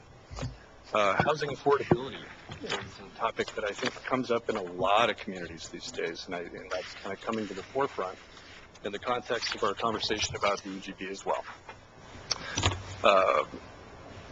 Mechanisms. So another key issue is, what are some mechanisms that will support follow through on the things that council has directed us to do in the big picture? So we'll be talking to you a little bit about the recommendation, saying exactly what council has directed us to do, especially in terms of the housing recommendation. And some of that will need to have mechanisms for follow-up. And that's been a conversation that we've had quite a bit with the Envision Eugene Technical Resource Group, which is a subset of the big community resource group that we started the process with. So two other items, and these are items that I think have been outstanding for quite some time. One of them has to do with the special district language in the Metro Plan. So I know some of the language in there has been causing some challenges for both the county and the cities in terms of our ability to designate special districts. So that is something that we can be looking at. Also, the Metro Plan boundary and its relationship to the urban growth boundary is something I think that we're going to have some opportunities to look at that question, particularly in the context of urban reserves, and I'll dive into that just a little bit. So having said that, that's just a little bit of a preamble so that you can be thinking about some of these topics as we go through the presentation. We'll go ahead and kick it off with just a little bit of, so 4 things we hope to cover here: process review, urban growth boundary recommendation overview, so the direction that the Eugene City Council has given to us staff. The issue highlights, I went over a couple of those. We'll dive into a couple just in a little bit more depth and highlight opportunities, and then of course look at next steps and where we're headed over the next 6 to 9 months. So beginning with a process review, as you know, we've been at this for quite some time. So we started out with the community visioning. Of course, this would have been back prior to 2011. We received direction from council in terms of the sort of the pillars of Envision Eugene and what we call actually the 2012 Envision Eugene recommendations. Refined some strategies that then resulted in that set of recommendations in March 2012. Following that, we went through quite a bit of process to look at efficiency measures in Eugene. We've done many of those over the years. This is sort of a new set. And then, of course, diving deeper into that urban growth boundary analysis, which has resulted in the recent direction from the City Council in January and July of this year for direction on jobs, parks, and schools, and then housing. So that's where we are right now. We're headed into the phase of formal adoption, and that'll be both with the joint county planning commissions and also with the Board of Commissioners and the City Council together. And then following that, of course, we'll be implementing this for years. So a little bit of process review relative to the Lane County Commission. We recognize the partnership with Lane County and have been working to keep you informed at the various steps of this process. July 2014, so a little over a year ago, I think was the last time we actually had a work session face-to-face update with the County Commission. And that had to do with action that you took on the residential redesignation for the areas out in, would have been Crow Road. Crow Road and Irving. So November 2014, there was some action on the Metro Plan enabling amendments and also the Chapter 4 code amendments, which basically lays the foundation for our ability to make decisions in a little bit different way moving forward regarding the Eugene-specific urban growth boundary. And November 2014, we provided a memo updating you all on the process. And again, in December 2015, that would have been the draft recommendation for the urban growth boundary. And then just recently, in August 2015, we've finally, at the very end of July, received direction from the City Council on the housing recommendation.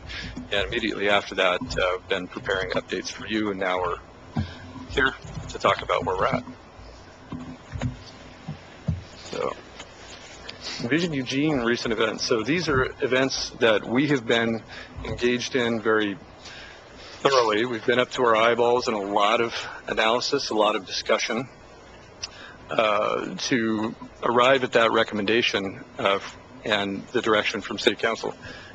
December 2014, of course, we brought the Jobs, Parks, Schools, and the Housing UGB recommendation to the Eugene City Council to have a work session and talk about that. Shortly thereafter, they did provide direction on the Jobs, Parks, and Schools, and Terry will walk you through some more details about what the recommendations are for each one of these areas. But shortly after that, once they provided, we discovered that there were some corrections that needed to be made in the analysis for the housing recommendation. And these were corrections that we had to make. We really didn't have any choice, because if we didn't make these corrections, it would have been very difficult once the recommendation hit the state level. It just needed to be done. So we spent some time working through that, speaking with the City Council about the content of that and what the implications were. And about the time we wrapped up that work, in February of this year, there was a preliminary forecast from Portland State University that came out. And of course, we started this whole process with a 2009 Portland State University population forecast. And the question came up, as it naturally would, well, here we have a new forecast. Isn't that the latest information? Shouldn't we be using that?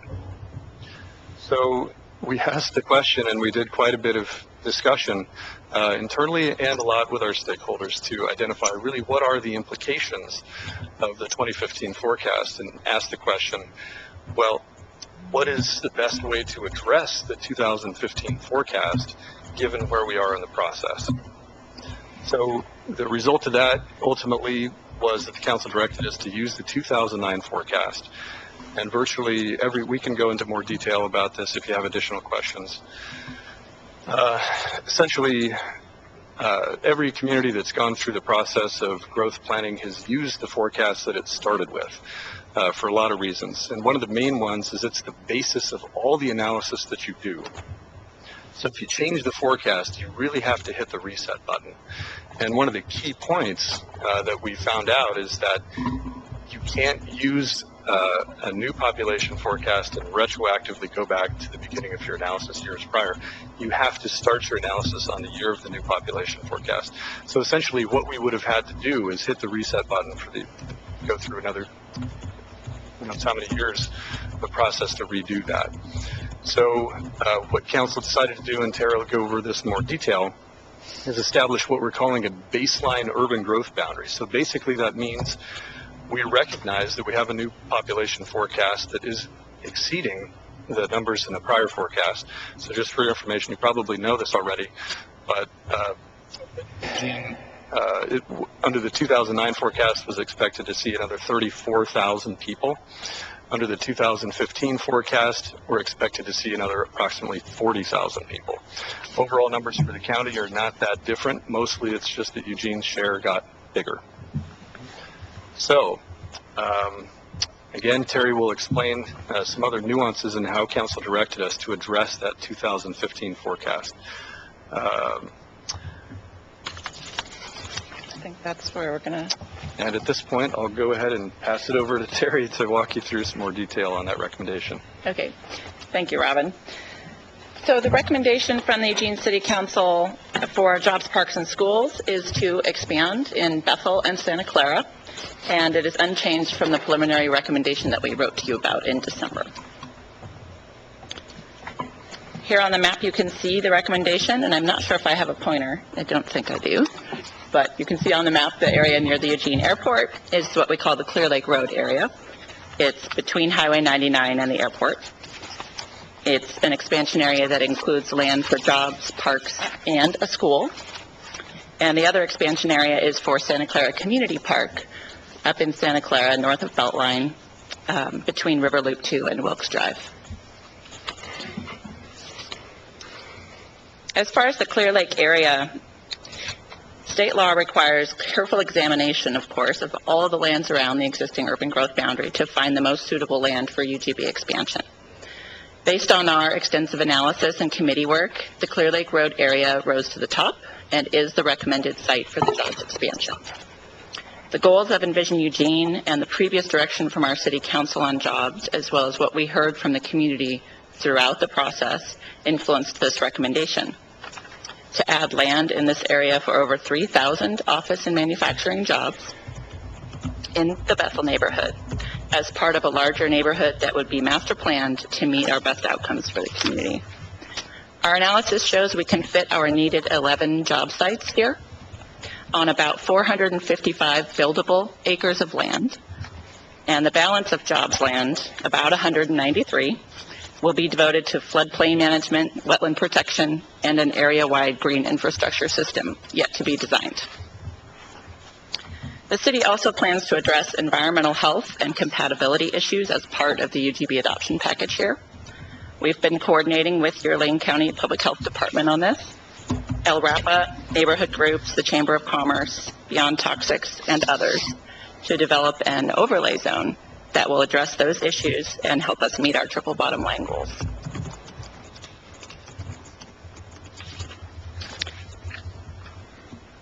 This map shows a zoom in on the Golden Gardens Park site, which is 222 acres. It's a very large park in this part of the city that is not currently provided.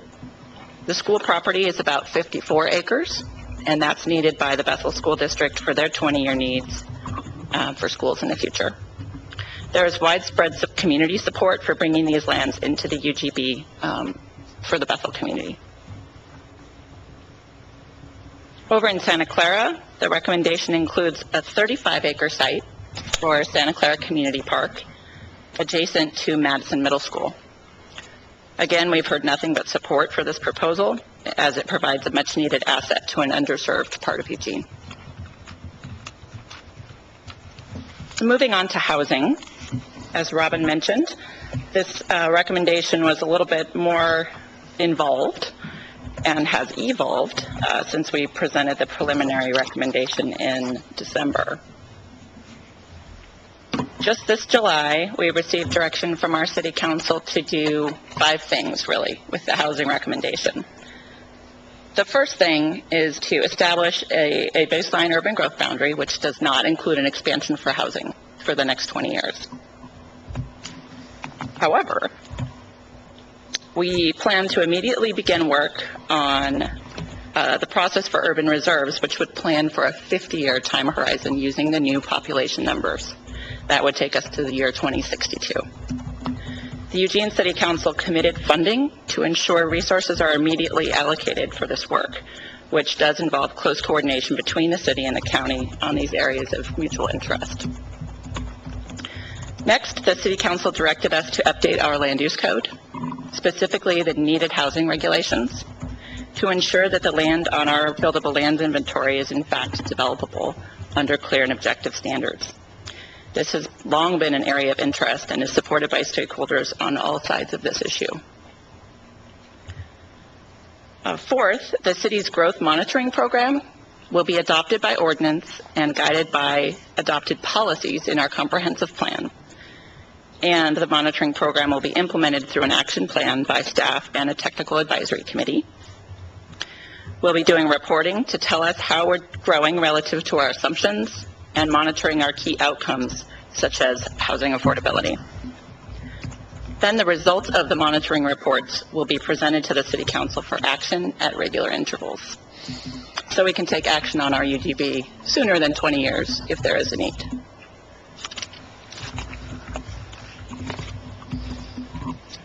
Moving on to what some of the key issues are that Robin already mentioned. Housing affordability is one of the ones that has been discussed throughout the process of Envision Eugene. It's a complex issue and it requires a multifaceted approach. Our first line of defense here really is to work to increase household prosperity through economic opportunities and strategies to increase local average wages and reduce our unemployment figures.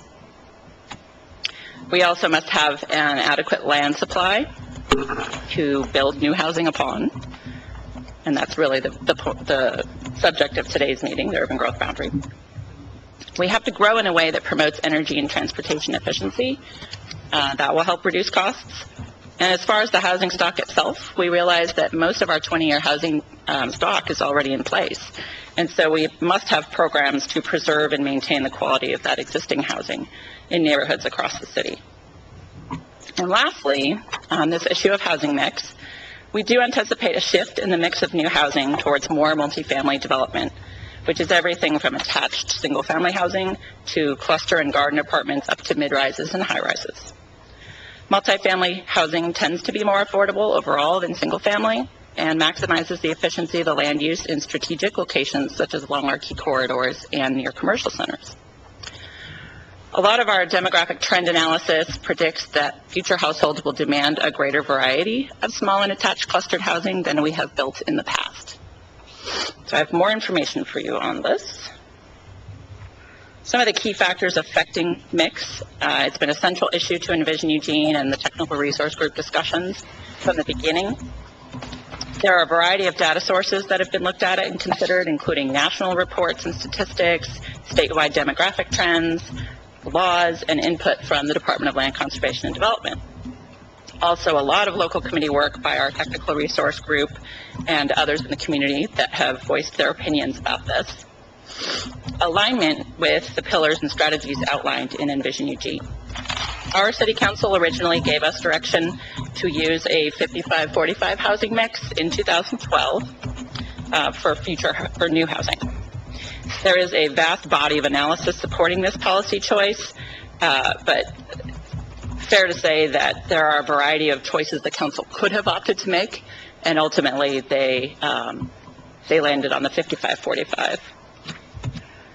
We did update that information for them in 2015, and I'm glad you have this in your packet since it's a little hard to read on the screen. We sent updated information on housing mix to the technical resource group and the council, showing the recent data for 2013 and 2014, which showed an even bigger shift towards multifamily housing as Eugene experienced a student housing boom.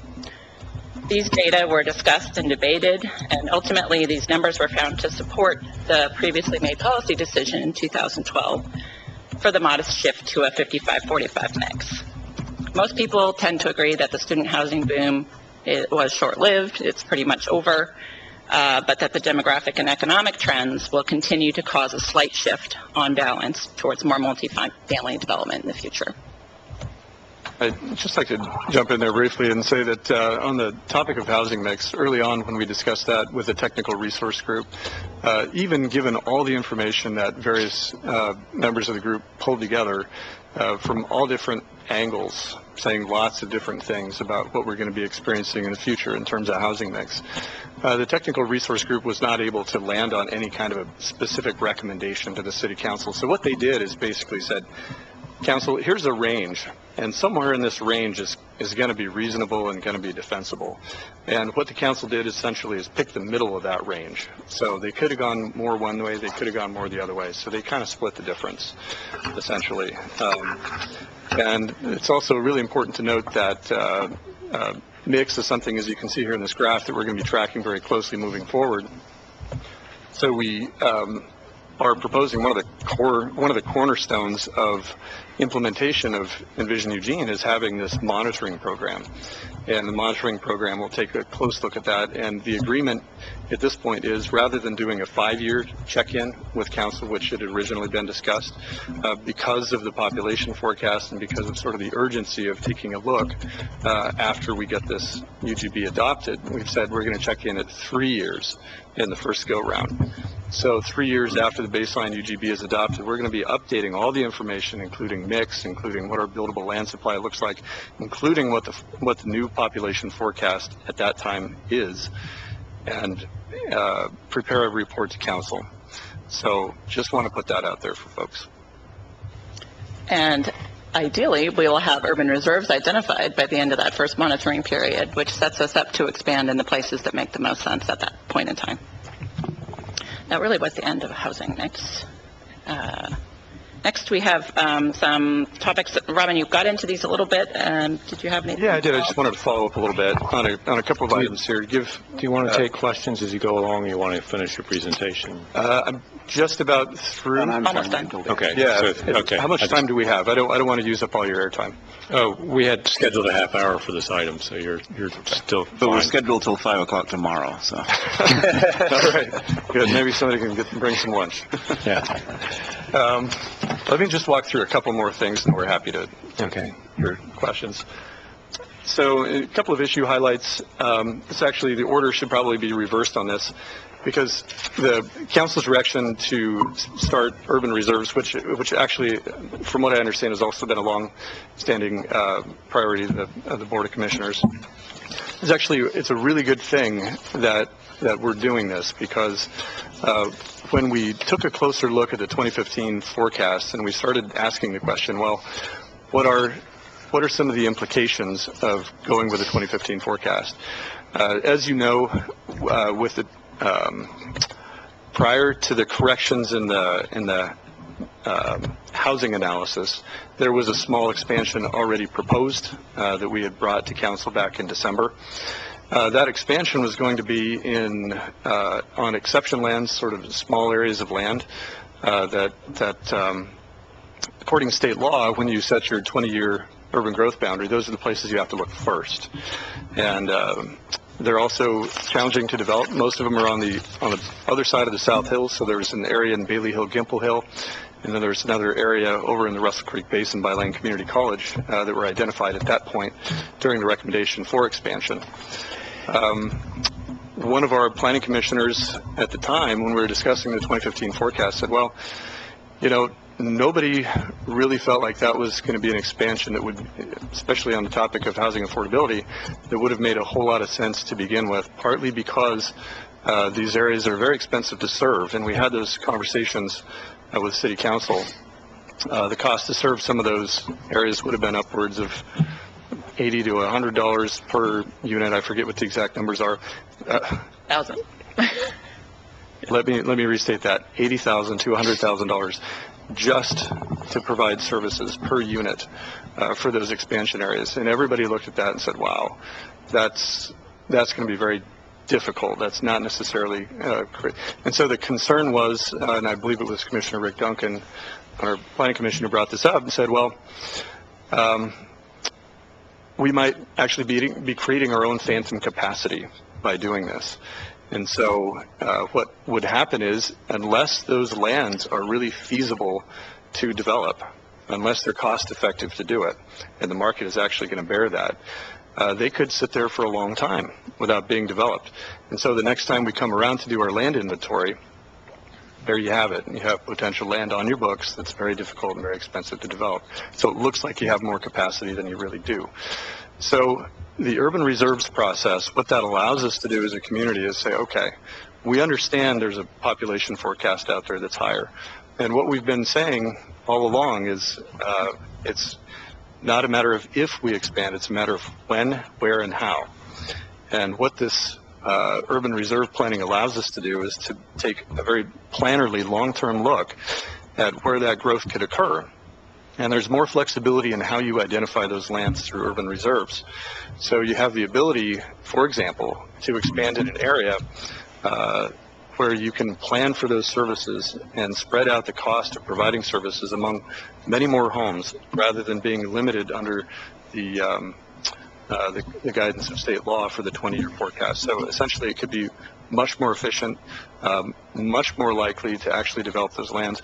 In addition, with a 2015 forecast, we would be looking at a significantly higher amount of multifamily housing.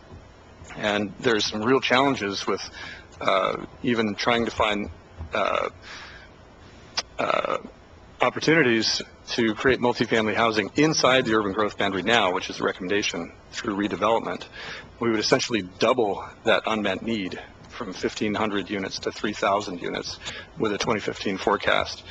And so that really emphasizes the need to do that long-term planning where you can plan for not only single-family housing, also multifamily housing in an integrated way, also commercial properties and public services, schools, parks, what have you, so you can have an integrated community planning effort through that urban reserve process. And so that's something to keep in mind. There's other factors that are in there. If you have questions about that, I can go into more detail. So I don't want to hit you with too much detail, but I want you to understand some of the thinking that folks went through to arrive at this recommendation. So another thing that urban reserves allows us to do is to start thinking a little bit. It sort of opens the suite of possibilities, if you will, for how we look at alignment of the UGB and the Metro Plan boundary, or let's say the relationship between those two. Because we don't have urban reserves right now. We haven't had them for quite a while. We used to have them, then they went away. So once we have those urban reserves, the question of where the city is going to grow is going to be much more clear in the future. So I think that will shed some light on the process. In addition, the urban reserves is going to be a real collaborative process between the county and between the city of Eugene to go through that. So just now we're going to be setting up more regular meetings with your staff to be talking about how we're going to move through this. And I think that a lot of the issues of concern, especially some of the regional issues, that'll be a really good place to talk about those. So I think I'll leave it at that rather than go ahead and take questions. Did we have other slides? We have a more detailed timeline. Okay. that I can talk about real briefly, just to give you guys an update on what we plan to do from here to get to the first public hearing. We're currently assembling working drafts of all the components of our adoption package, which includes comprehensive plan chapters and the Metro Plan amendments and other items. We're anticipating having a complete draft set of plan documents in late October. That's called Draft 1 on the timeline. The county-related pieces include the urban growth boundary and the Eugene Comprehensive Plan and overlay zoning in the Clear Lake area. After a period of robust public outreach, we'll be preparing a revised draft, draft number 2, which will be the one that will proceed through the Joint Planning Commission process. So that's our approach. And based on what transpires through that Planning Commission process, the commissions will form their own recommendations that will then shape a draft 3 that will be brought forward for consideration by the elected officials.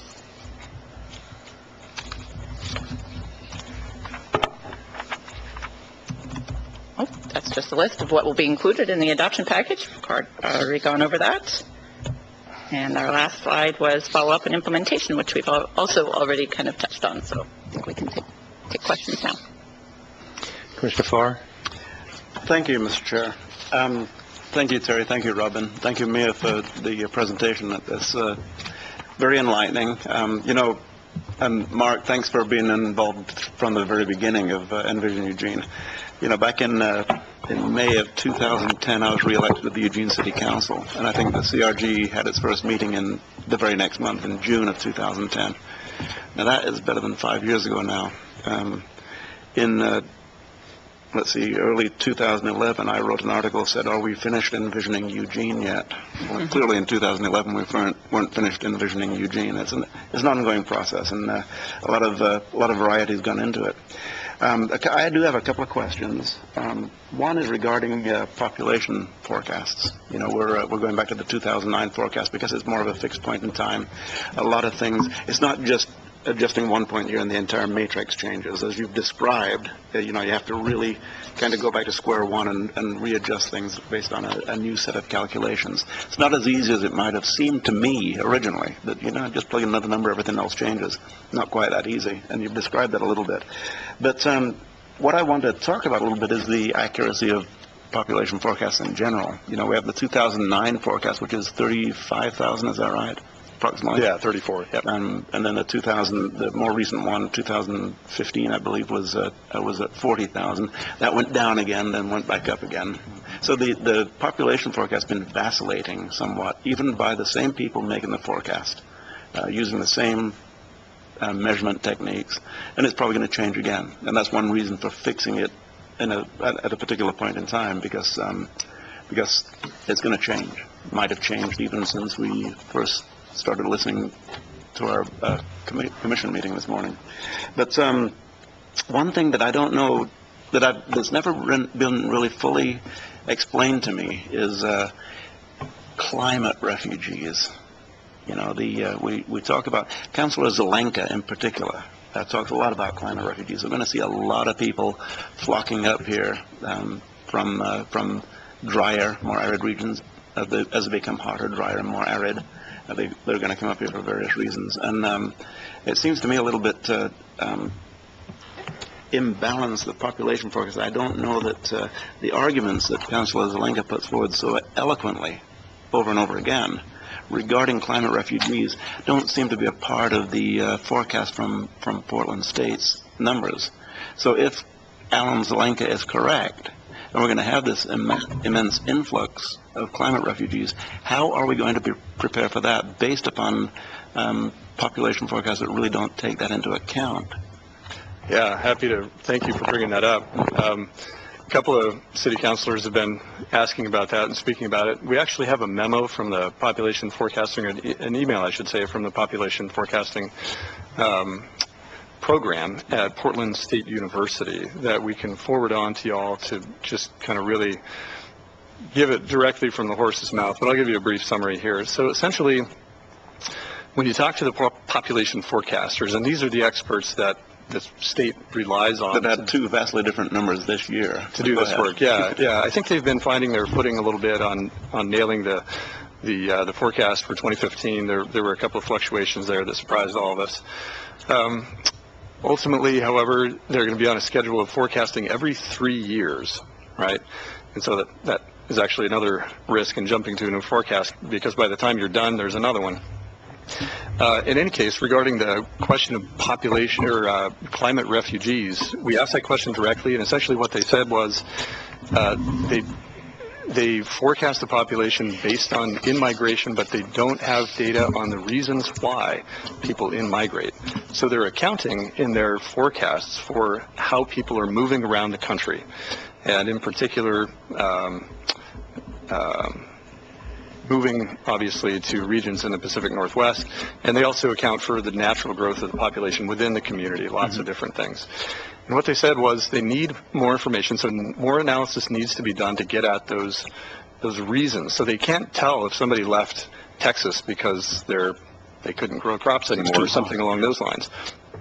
And therefore, they're not able, so the experts in the field are not able to predict based on climate migration. Like, they couldn't say if the temperature goes up 1 degree in the Southwest that we will get X number of refugees.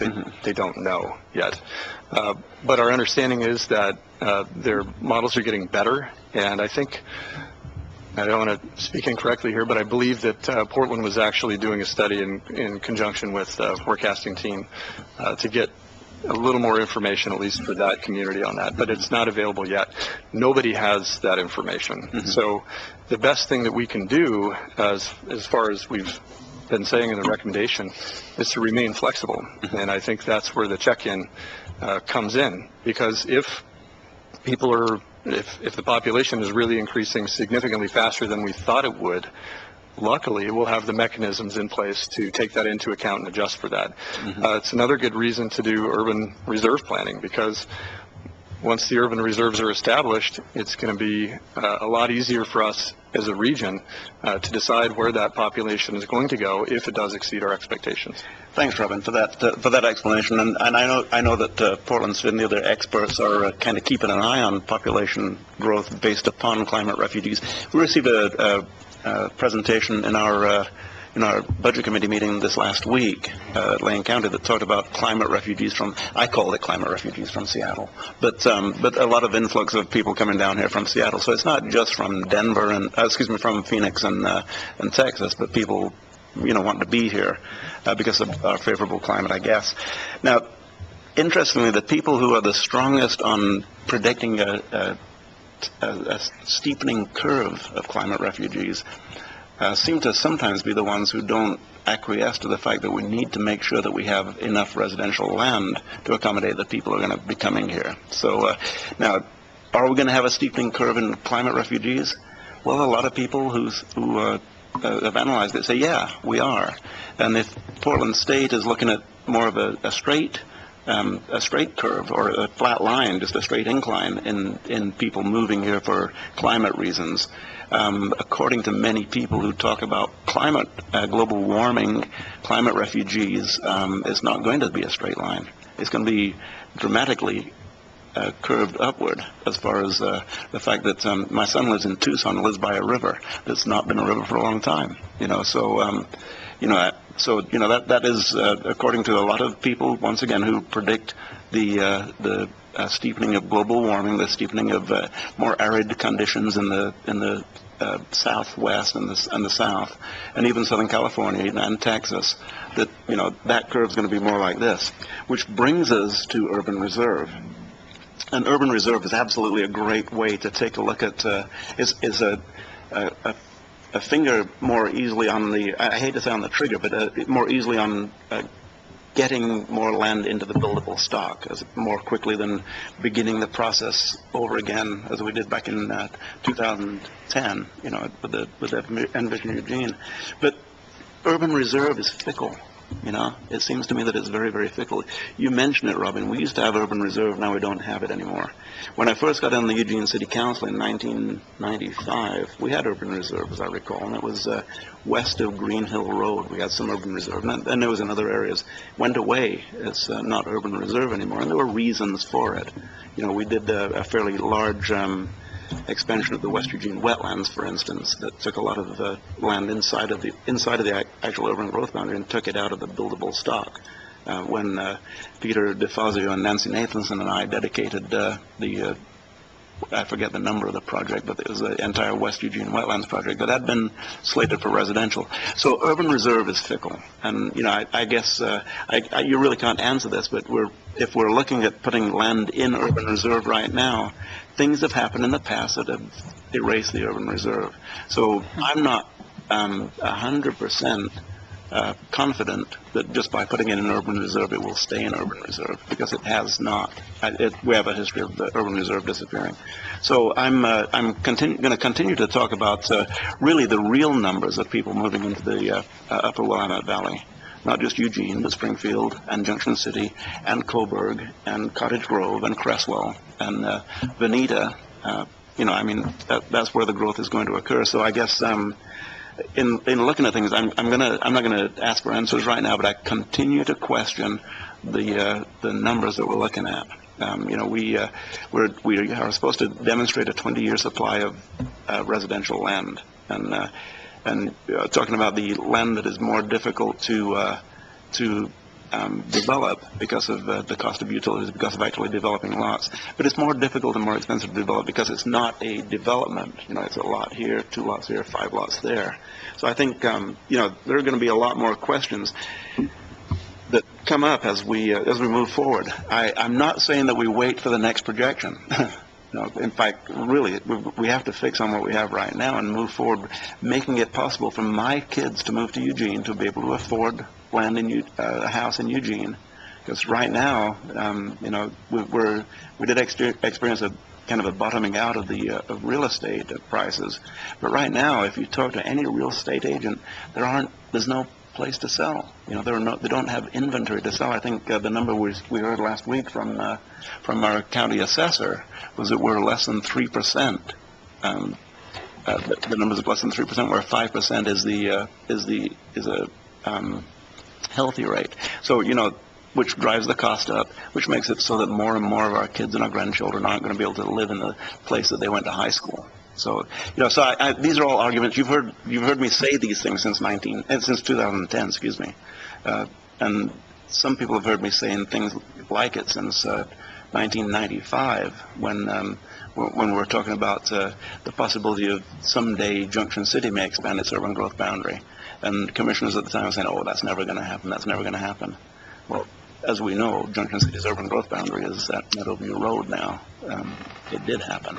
It moved more closely to us. So we have to be responsible about making certain that we accommodate the growth that we expect, but also that if people's dire projections about lots and lots and lots of people wanting to move here come true, and many people who say those things are absolutely certain that it will happen, we have to be prepared for it. And urban reserves may be a way to do it, but I'm not fully comfortable that urban reserve is going to do it. I think it's a great mechanism, and if we're able to keep it in the pipeline without finding reasons to say, well, that was urban reserve, but really for these reasons it can't be urban reserve anymore. So I think it's important that we keep our thumb on the pulse. We've not been very good about our 5-year review in the city of Eugene, demonstrating that we have a 20-year supply of land at all times. So I think I'll keep an eye on it. And I've got to say to my fellow commissioners that this team that's working on this, I've never been involved in with such a diligent and hard-working professional team as the folks you've seen before us right now. And you've taken a lot of curveballs. You've taken a lot of sucker punches as you went through the process. And so it's I applaud your stick-to-itiveness. I called you intrepid a few minutes ago, and your intrepid nature in working through this. And the fact that y'all have been on the job since day one of Envision Eugene gives me a great deal of confidence that we're at least maintaining some continuity and some understanding of the history of the process. One last question that I have, and it's one that you've heard me ask before, and that's regarding the single-family versus multifamily residential. You said it's use the word modest. I don't like the word modest. It doesn't work for me, and when we're talking about any changes at all, kind of bit us a little bit just recently. But modest to 55-45, which is someplace in the middle of the 60-40, 50-50 mix that was being thrown around. What is the current mix? Now, let's exclude the student housing. That's not family housing, that's student housing. And really, what we need to look at is what, the family housing that's available. What is the current single-family to multifamily residential mix? For families, not for students. So I put the chart back up on the screen so you could see And the those averages are- along the bottom. Those are issued by year, so... They are by year. So the averages are on the bottom. If you look at the period 2001 to 2012, That's not including the existing single-family, multifamily mix that was in existence up through year 2000.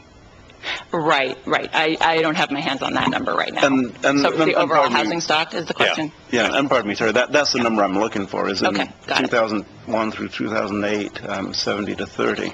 So it's shifting from 70 to 55 is not really modest. It would, going to a 55% single-family residential number would take a great deal of aggressive change to get to a 55% single-family number, in my estimation. Correct me if I'm wrong on that, but... Well, a slight clarification. The housing mix number 5545 is for new housing only. Mhm. The effect of all new housing being built at that mix on the overall mix is less than that. Mhm.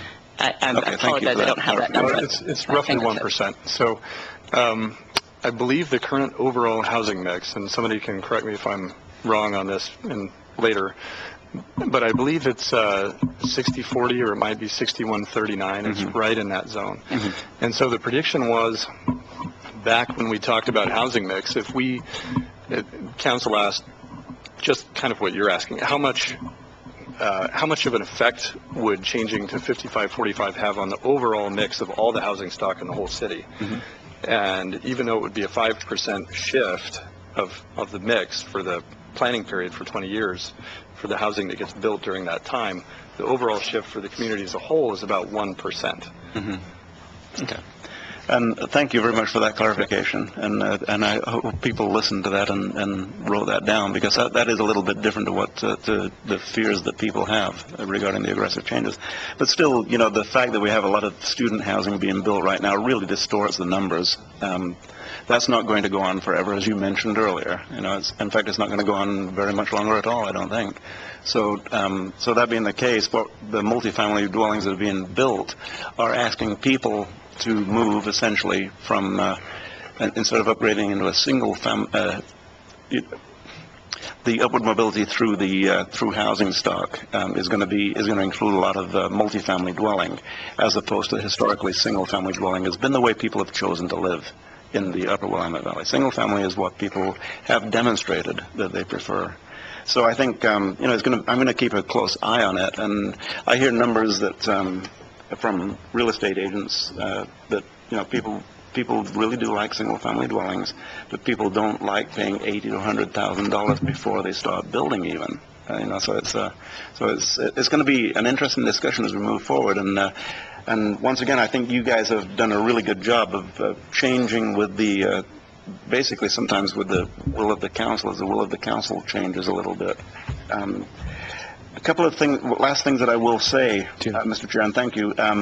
The Technical Resource Group, which was a subset of the community, the CRG, the original CRG, which was a group of about 75 people. Who was on the Technical Resource Group? You mentioned Rick Duncan was on it. I believe that Sean Bowles was on that group, right? Kevin Matthews is on that group, is that right? Can you name some of the names? I know that Jack Roberts was originally, but I don't think he's still. Ed McMahon from the Chamber of Commerce. Home Builders Association. Brittany Quick-Warner, and formerly Laura Potter from the Chamber. Mia Nelson from Thousand Friends. Sue Pritchard is the other co-chair with Sean Bowles. And Joshua Scove joined after Kevin left. Okay. I think that's all of them. Okay. Yeah, I think that covers it, including the folks you mentioned. Yeah. And I will say to my fellow commissioners, these folks have put in a lot of time. through the years, a great deal of time. I sat on that group for a while back in the early days, and I thought, I don't have that kind of time. So thank you very much for the presentation. Once again, keep an eye on the things that I've stated. You know, the climate refugee is going to be, if Councilor Zelenka is accurate in his assessment, then these numbers are going to look really, really silly. Thank you. Commissioner Sorensen. Just for reference, December 7, 1941 was the bombing of Pearl Harbor, and by October of 1944 we had the Battle of Leyte Gulf, which my father was involved with, and then we had the surrender on the USS Missouri in 1945. So it's commonly said that World War II is a 4-year war for us, for the U.S. For us. Not for my mom and dad. But here is, and not for the European theater, okay? But here's the rest of the story. If people ever say, wait a minute, you envision Eugene is taking longer than the U.S. involvement in World War II. Here's what you can point out to them. It wasn't until April 28, 1952, that the Treaty of San Francisco was signed, formally ending World War II. It took that long to actually negotiate the end of the war after the surrender. So I just want to, if people do say this is taking longer than World War II, you have at least some historical comeback for that. Having said that, on this chart, with the big blue area or darkened area on 2014 and the very small area, darkened area on 2001, that's an annual number, right? It's not an average up to that point. Yeah, that's what was constructed during that year. That calendar year or fiscal year. Calendar year. Yeah, probably calendar. Calendar year, okay. Now, this is a problem in our use of the terms multifamily and single family. If mom and dad have 2 kids and one of them is 33 years of age, and that 33-year-old child moves back into the home, is that single family or multifamily? The definition is a single-family detached dwelling, so it's 4 walls, single-family dwelling, Okay. irrespective of who lives there. So if 2 people retire and they move into the Tate and they spend $400,000, that is multifamily. But if one family is in a single detached house and then their former nuclear family members move in with them, that is considered single family. Even though really one is single family and the other is multifamily. But we use the terms just the opposite to indicate whether or not something is single family versus something is multifamily. And I just think that our terminology is actually not really in keeping with where society is moving. And I think that may be part of the problem with the use of those terms in those charts. Now, my understanding is that in the Willamette Valley, comparing Eugene to other communities, that we've set our 55-45 split single family to multifamily. We've set that with kind of a reference point to 20 years ago or 15 years ago relative to other communities, cities in the Willamette Valley that are setting and seeing a higher percentage of multifamily. Is that accurate? Albany, Corvallis, Salem in particular. We kind of fall in the middle, I think. Do we have that graphic? We do have the information from the other cities, and I'll put it up so you can see it. But I do want to say this was a big topic of conversation, what to do with other cities' information, right? Yeah. And what, to compare ourselves to other cities. And I think the main thrust of the discussion was to look as closely as we could at Eugene's projections and try to set our own best idea of what our policy choice should be. But it was useful to compare ourselves to other cities in the valley. Excuse me while I Well, try to find that obviously, slide. each community is different, Each community has its own history and its own economy, and Corvallis has a higher percentage of students as a percentage of the total population than Eugene does. Albany has a lower percentage as a percentage of students in Albany compared to Eugene. So there are differences within the communities. Absolutely. Are we more like, that's the way we look at it, are we more like Springfield? Are we more like Albany? Are we more like Bend? You know, as a way to think of that. Right. Do you think we are, what's your current view of how Envision Eugene is going to come out on the mix of so-called multifamily and so-called single-family? What is that mix going to be? I understand your question correctly. You're asking how the proposed mix for the next 20 years compares with what other communities are doing? Correct. So this graphic here kind of points that out. This is part of what we used for conversations both with the technical resource group and with council back when they were talking about mix. What's the time period on those trends? Let's see. So those trends are actually, those are what the communities who are in the process or had recently planned. Updating their plans. Yeah, we're updating their plans. So they were in the same process of thinking about what kind of a mix they should have. That's where they are and where they went to. So let's take the city of Medford, for example. So this is their planning assumption. It's not their statistical data of permits issued or anything. It's kind of both. So Medford, for example, they began with they had a 70-30 mix. So that's kind of their starting point. Sort of like where we're at is roughly a 60-40 mix, 39-61. And they increased the mix 7% to somewhere above 65-35.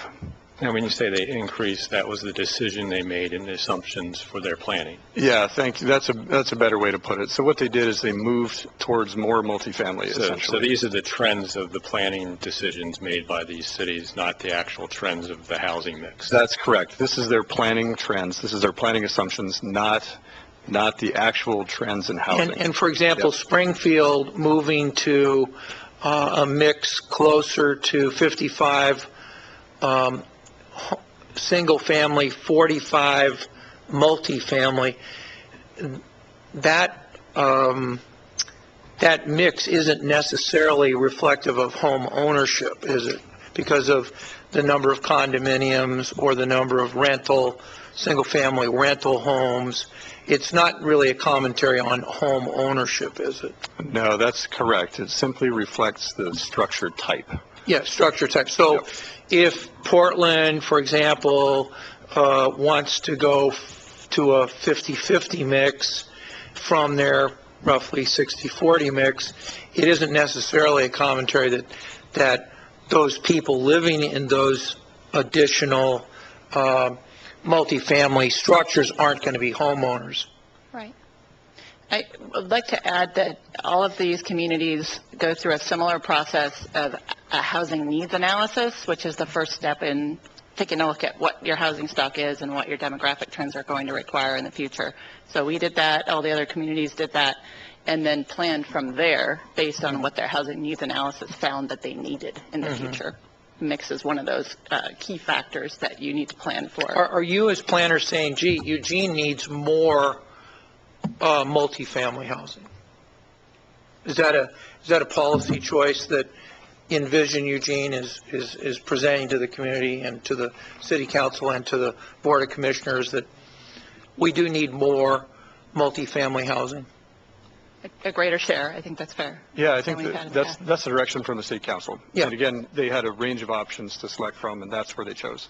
And sort of at an ideological perspective, why is government making that decision for people? Why don't they just make it on their own? I want to live in a multifamily. I've lived in a multifamily condominium in Eugene, so I've done that. That was good at the time, but things change. Now I'm married to practically a part-time farmer, so I'm now on a small farm in the city, in Yeah. a single detached home. Well, you're kind of bringing up some of the housing preferences and demographic trends and whatnot that were all part of that decision-making process. Give you a couple of examples, I think, that might have had an influence on council's thinking. One of them is that we have the baby boomer generation, which is aging, and what is being seen across the country is some of those folks are deciding to downsize, looking for certain housing types that are not available readily in Eugene, things like row houses, cluster cottages, that sort of thing. Another trend is you have a lot more single-person households than you used to, and so that's another sort of nationwide trend that people are seeing. And so single-person households tend to also be looking for smaller, more affordable housing types, apartments, cluster cottages, condos, that sort of thing.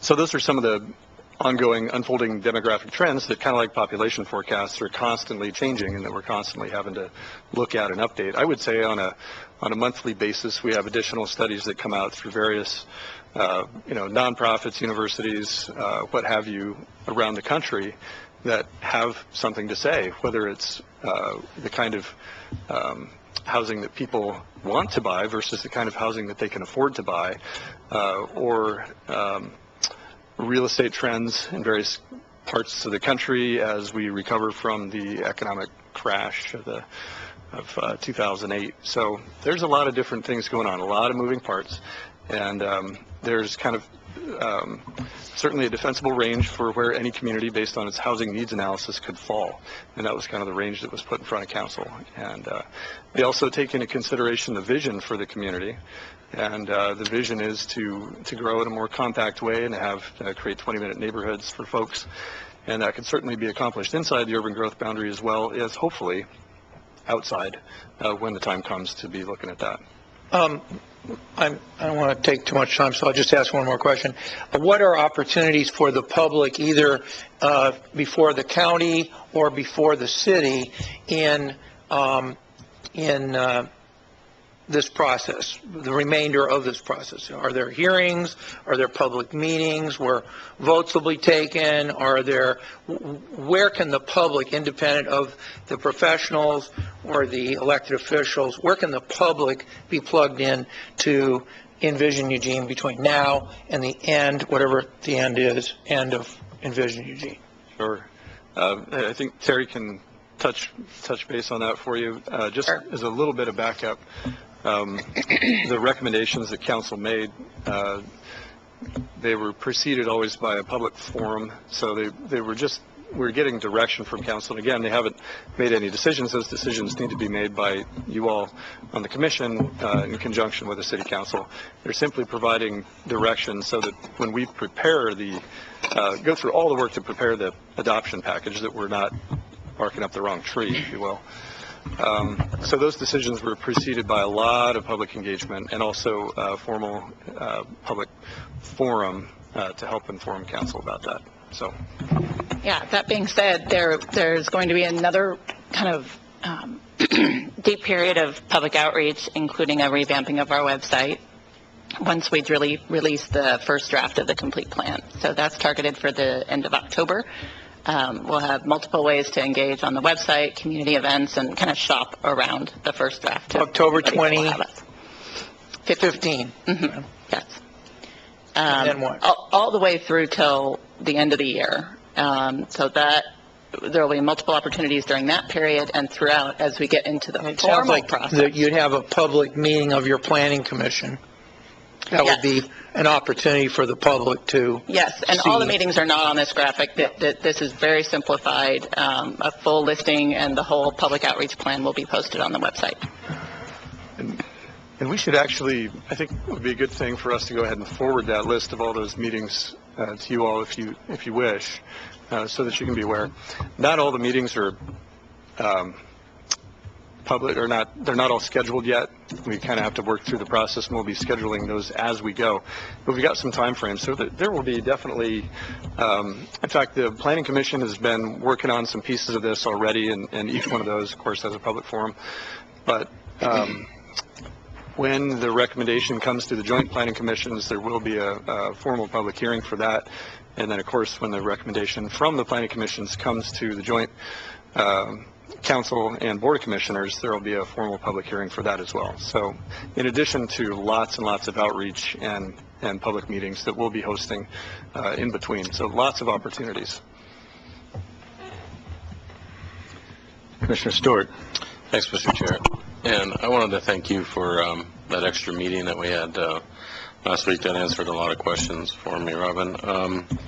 Appreciate the conversation we had around the population forecast and the the advent of the new numbers that were in place. I certainly agree with you that generally you stick with the number that you have. We're kind of in a uncharted territory with now these numbers getting spit out every 3 years, I guess, right? Mm-hmm. Yep. So I think you're going to find that there's probably going to be a lot of confusion, or how's that going to be dealt with in the future. I still kind of wrestle with the fact that there's a 6-year period between the numbers, and I'll get through that, and I appreciate your thought process on it.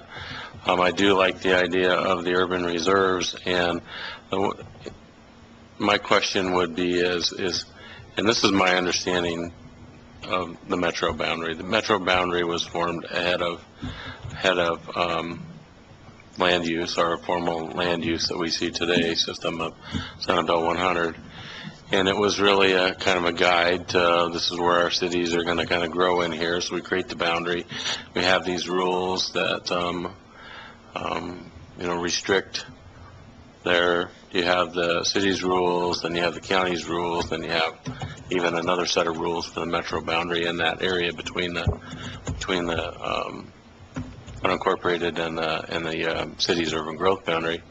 And those rules are intended to say that this land is for future development. So therefore, what we ran in over at Springfield with Mrs. Robinson was the fact that here she had a 4-acre parcel, and the county's land use said, yeah, you can, it's R2, so therefore you can create 2 parcels.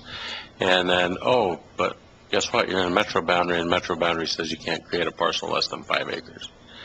So I guess I would like to, voice my strong support for, if we're going to move forward and adopt urban reserves, then I think we need to do away with the metro boundary, because the urban reserves are projecting where the city has analyzed that the most logical growth should go. That's the land that you're going to somewhat protect, probably have that additional criteria applied to it so that it can, be easily brought into the city and developed for city standards.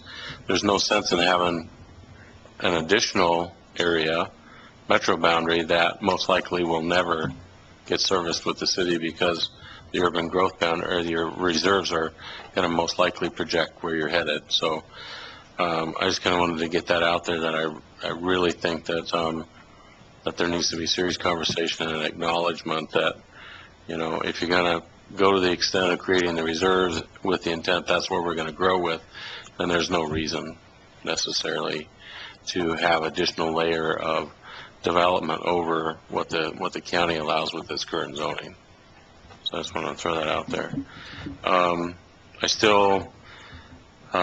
We had a leadership meeting last Wednesday, I think, and I think Commissioner Farr shared with you that what our assessor said. The assessor said that, one of the constraints that we have in the Eugene area is we have lack of buildable land. And so, he was pretty clear with that. He can show it statistically through his land sales and assessment duties that he has. So if the assessor's saying that, and, then you got the city saying, well, we got plenty of buildable land for single-family dwellings, then I don't know, I guess, I don't know if they, if we should rectify that some way or somehow, but I think it, to me, it hammers home the practicality or return on investment, or the fact that you can physically build something within, I think, whatever the marketplace is.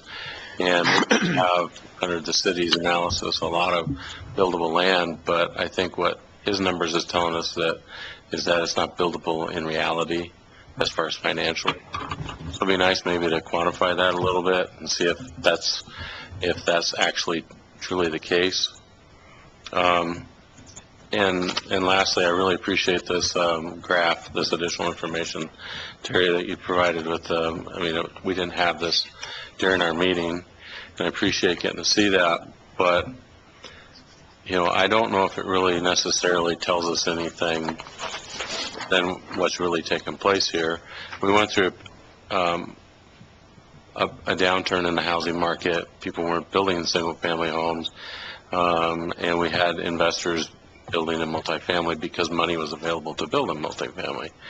So I don't know if that just reflects anything more than what the economic conditions are, necessarily what people's choices are, whether or not they want to live in single family or not. And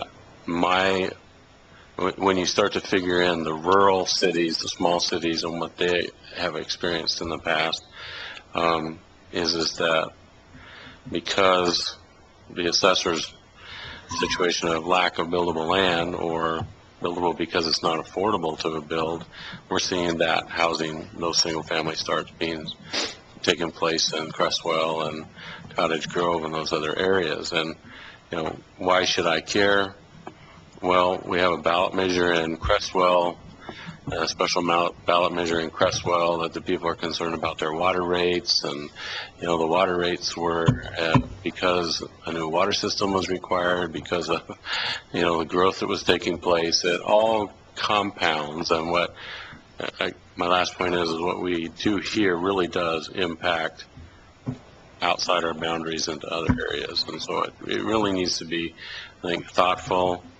And I understand that we have elected officials that are elected from the city, and they certainly want to give their guidance, but I don't know why they couldn't choose a 60-40 split and just stay with it, because that's what they want to do. I mean, do they have to have your numbers here that you've shown on this chart to base that decision? I mean, I don't know what the other cities were. Bend is going more multi-units, less, even greater than a 60 or a 70-30 split. So isn't that just a personal choice by the council that they did? So, I mean, is there any justification other than, we had a 50, over at 2001 to 2014, we had an average of 50-50 on our multifamily versus single family. But I could probably tell you the reason that is because that was where people were able to make investments, and that was where people were able to get money to build those structures, as opposed to, housing sales are really slow, and, I'm taking a risk. I'm building a single family unit, and I may not be able to get it sold within, a 1-year period, and I don't want to take that risk. That might have been the driving factor as to why we didn't see any units. So appreciate you allowing me to kind of just share some of my thoughts as I think about this process, and I appreciate your ability to meet with us and kind of answer some of that stuff. So I'm going to start out with a couple quick comments that go back to jobs, parks, and open space. Little concern with the concentration of LMI up around the airport, and whether that allows for uses that will serve the employees there, and the housing, the separation from housing. It seems like one of the things we're talking about is building 20-minute neighborhoods and all that stuff, and that seems to be the exact opposite.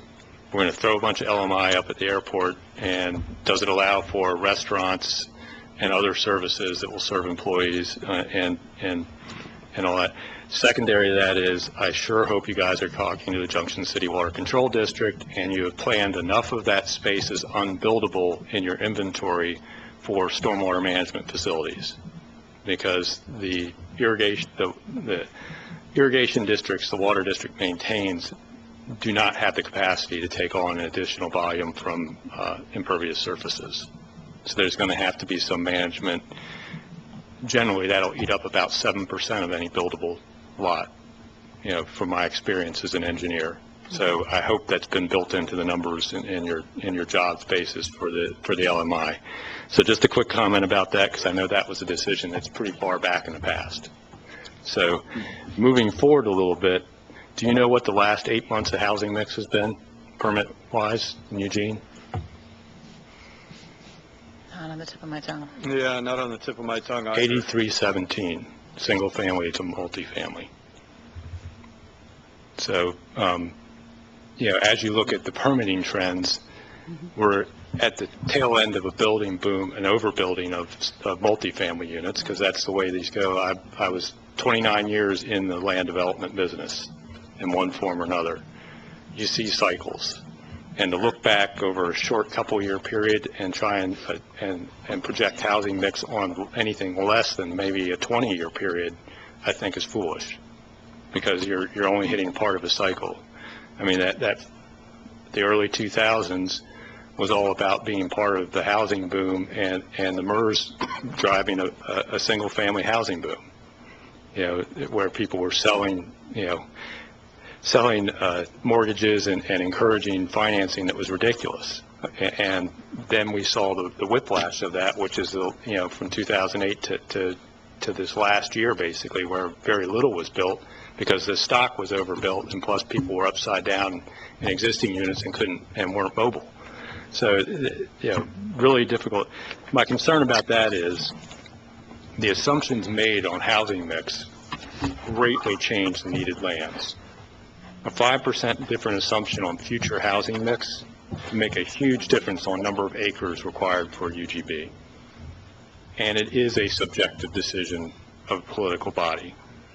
And the council, and I'll probably, do a little bit of political incorrectness, but is driven by a majority that would not like to see the UGB grow.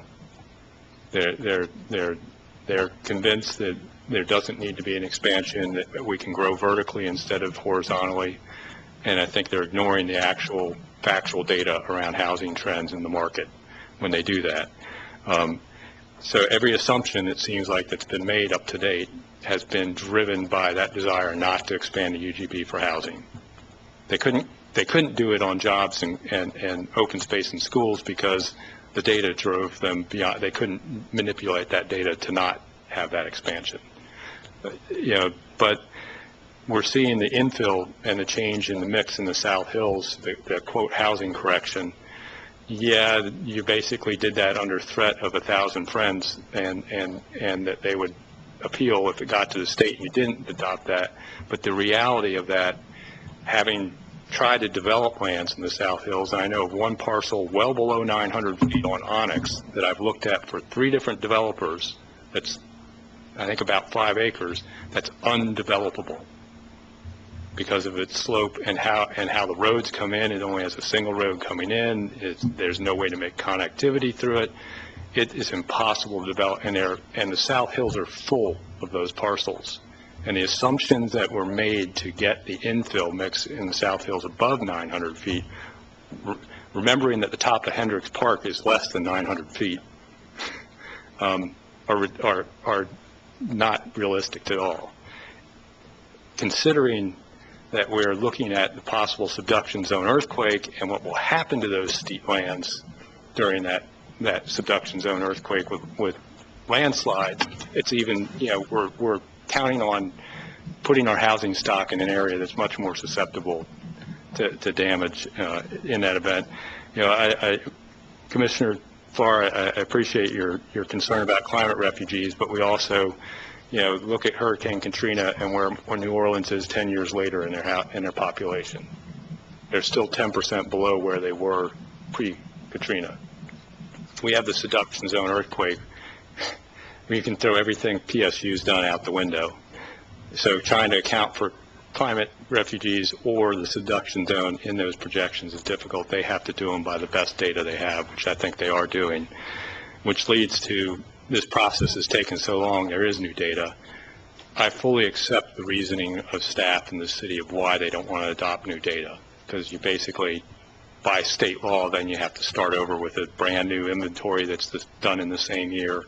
of available lands, you basically have to restart the process, and I understand how expensive, and we're 5 years into your process, which is now, 8 years after the passage of the bill that was driving this in the legislature, and we're looking at a timeline that takes us into next year before we ever get to a terminus of this.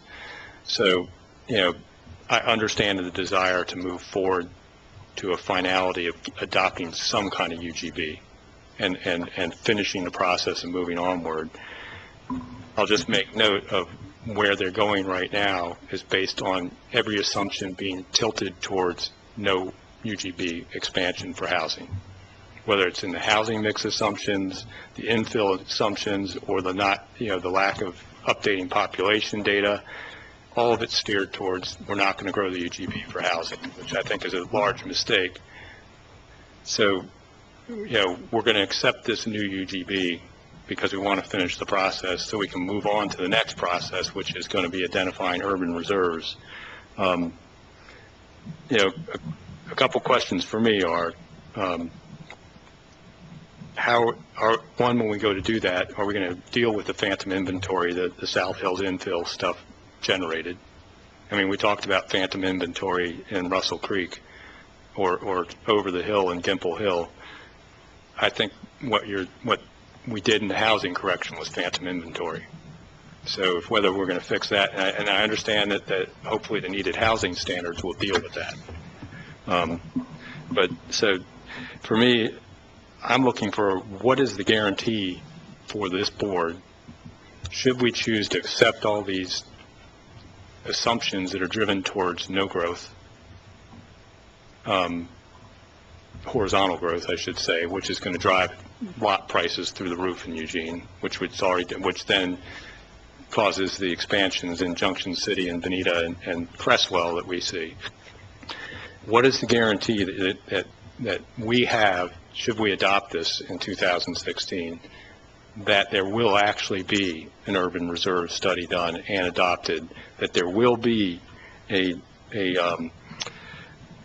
growth monitoring done in 3 years and an actual look at the UGB in 3 years, not just we monitor the growth and we're not going to go back through doing an inventory and an assessment of our 20-year inventory.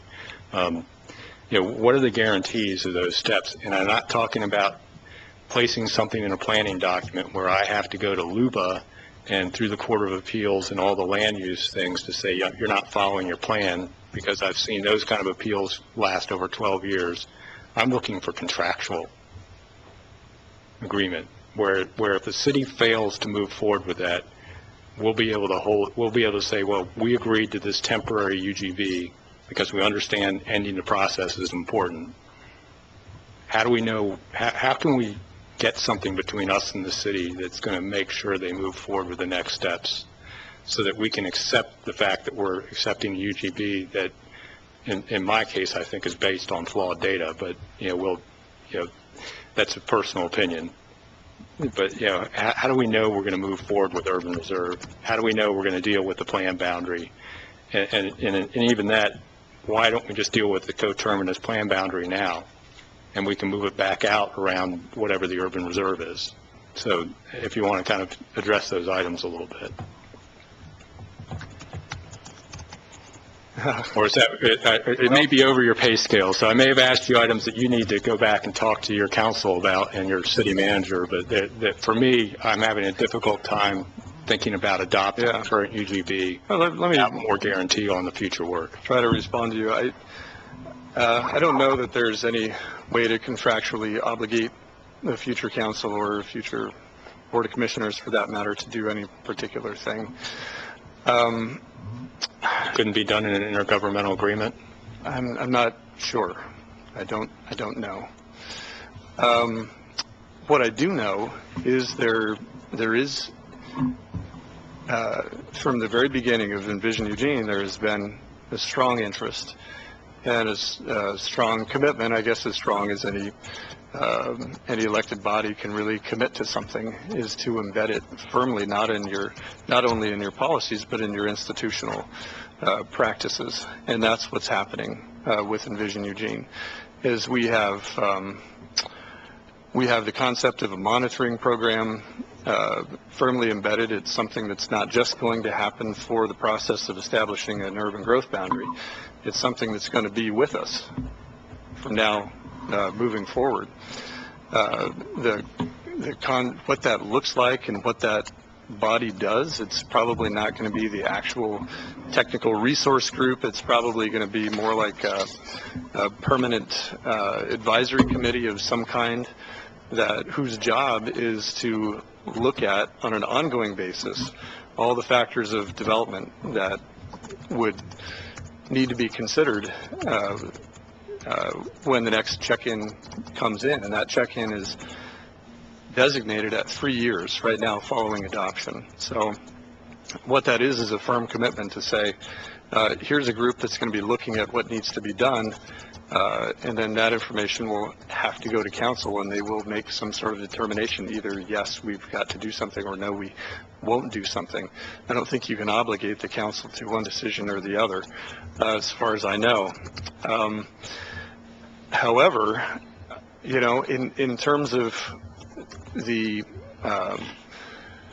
need to plan for the future of our community, I do believe that everybody involved in this is taking that very seriously. The technical resource group has examined the facts and has really dug deep, like unbelievably deep, over, as Commissioner Farr was saying, many, many thousands of hours collectively by that group. And that has been the basis of the decision making. It's been extremely important for us to have that, and to have that ongoing is going to be really valuable. I think another sign of commitment is the council allocating at their last meeting $750,000 towards getting urban reserves off the ground and done, and we're starting that immediately. So the reason that money was allocated is because the city council did not want to wait. They did not want to put that off. We have other important work that we need to be doing concurrently with that, so that allocation of money ensures that it's not going to be delayed or brushed under the carpet. So I think those are some pretty strong assurances. I understand your concern, and you're certainly not alone in the community in those concerns. So I would also say, in terms of what gets done and what doesn't get done, as you all know, the value of a plan is what you do with it, certainly. And we've, I think, pivoted from a period where we have a lot of policy plans that kind of have broad sort of arm-waving aspirations and what have you in the future, to being much more action-oriented, partly because we need to be more action-oriented. And part of what is going to be moving forward with Envision Eugene is an implementation plan, an action plan that actually directs what we as staff are going to be doing. So we already have it embedded in our work plan, which we just discussed with our planning commission last week, I believe, that includes the work that we just talked about here. So it's institutionally anchored. Let's put it that way. I'll look forward to more discussions on that between now and the summer of 2016. Well, I really appreciate the presentation because it did clarify some issues for me. Any further questions? Well, thank you for the presentation. Thank you. Thank you. Yeah, thank you for the opportunity. So, moving on, any announcements from county administration? Yes, Mr. Chair, I have a number of announcements. They're not really lengthy, but if you'll bear with me, a few things that I wanted to update you on. And again, thanks to the city staff this morning for waiting in line and providing a great overview. So last Friday we had a wonderful event for our employees. It was we were able to attend an M's game Friday evening, and I'll first note that this was came at no cost to the county or to taxpayers, that the employees who participated paid their own way, but it was a great opportunity for employees from throughout the organization and many departments and their families to come together in a fun environment and celebrate camaraderie and the great work that we do. So we had around 215 people who participated from Lane County, employees and their families and children, and it was just a wonderful event. And so I want to thank those who participated. It's one of the largest turnouts that we've had for an employee event, and we want to continue to do these annually to recognize the great work that all of our employees are doing throughout departments and continue to build camaraderie throughout the organization. And so we will keep working on that. I'll touch on, I think we only have a couple minutes. I wanted to touch on the Race Around the World event, which is our effort related to encouraging wellness, healthy living and wellness of our employees. But we have some time on that one, so I'll set that aside and I'll come back to it. And I also did a tour of A&T last Friday. I'm going to do another tour with some additional staff in A&T later this week, and got a chance to see the wonderful work that they are doing under challenging constraints. As you all know, we've had cuts throughout the county, and particularly in assessment and taxation. And we just have a great team there of new staff that have come on board, as well as staff that have been there for many years.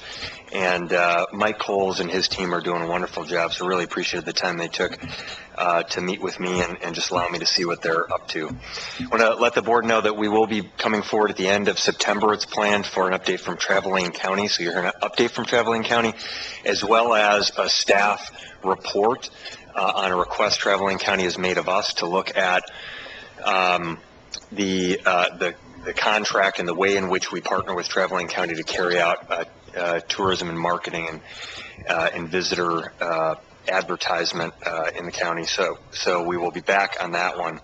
Quick update on illegal camps. We, as the board knows, we've worked actively on the illegal camp that was located at Park Street in the River Road neighborhood, and that has since been moved. There was another one that popped up today, camping on county right-of-way on Ruby Street, 400, around the 400 block of Ruby. And so the sheriff's office has notified our staff. We will post signs. We'll go through the process that we typically do. There is, as was the case last week, some city-owned property adjacent to there, but we will work to address that issue as quickly as possible.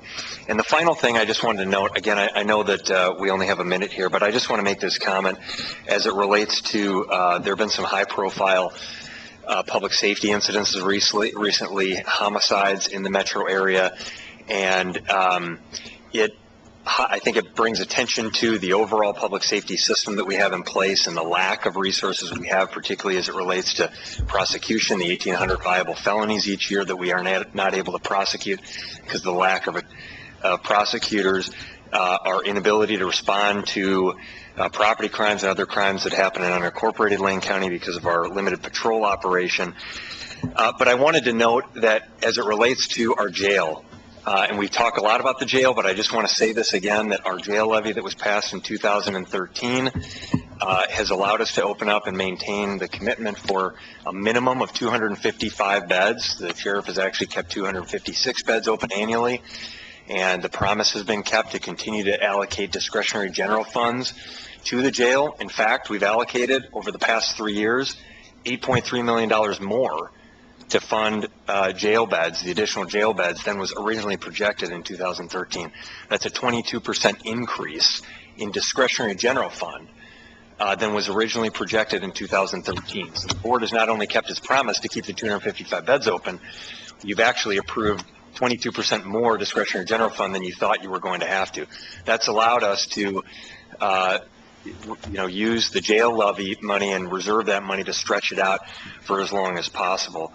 And the sheriff I worked with Sheriff Turner before he left on looking at analyzing, and he and his correction staff had worked on opening additional jail beds.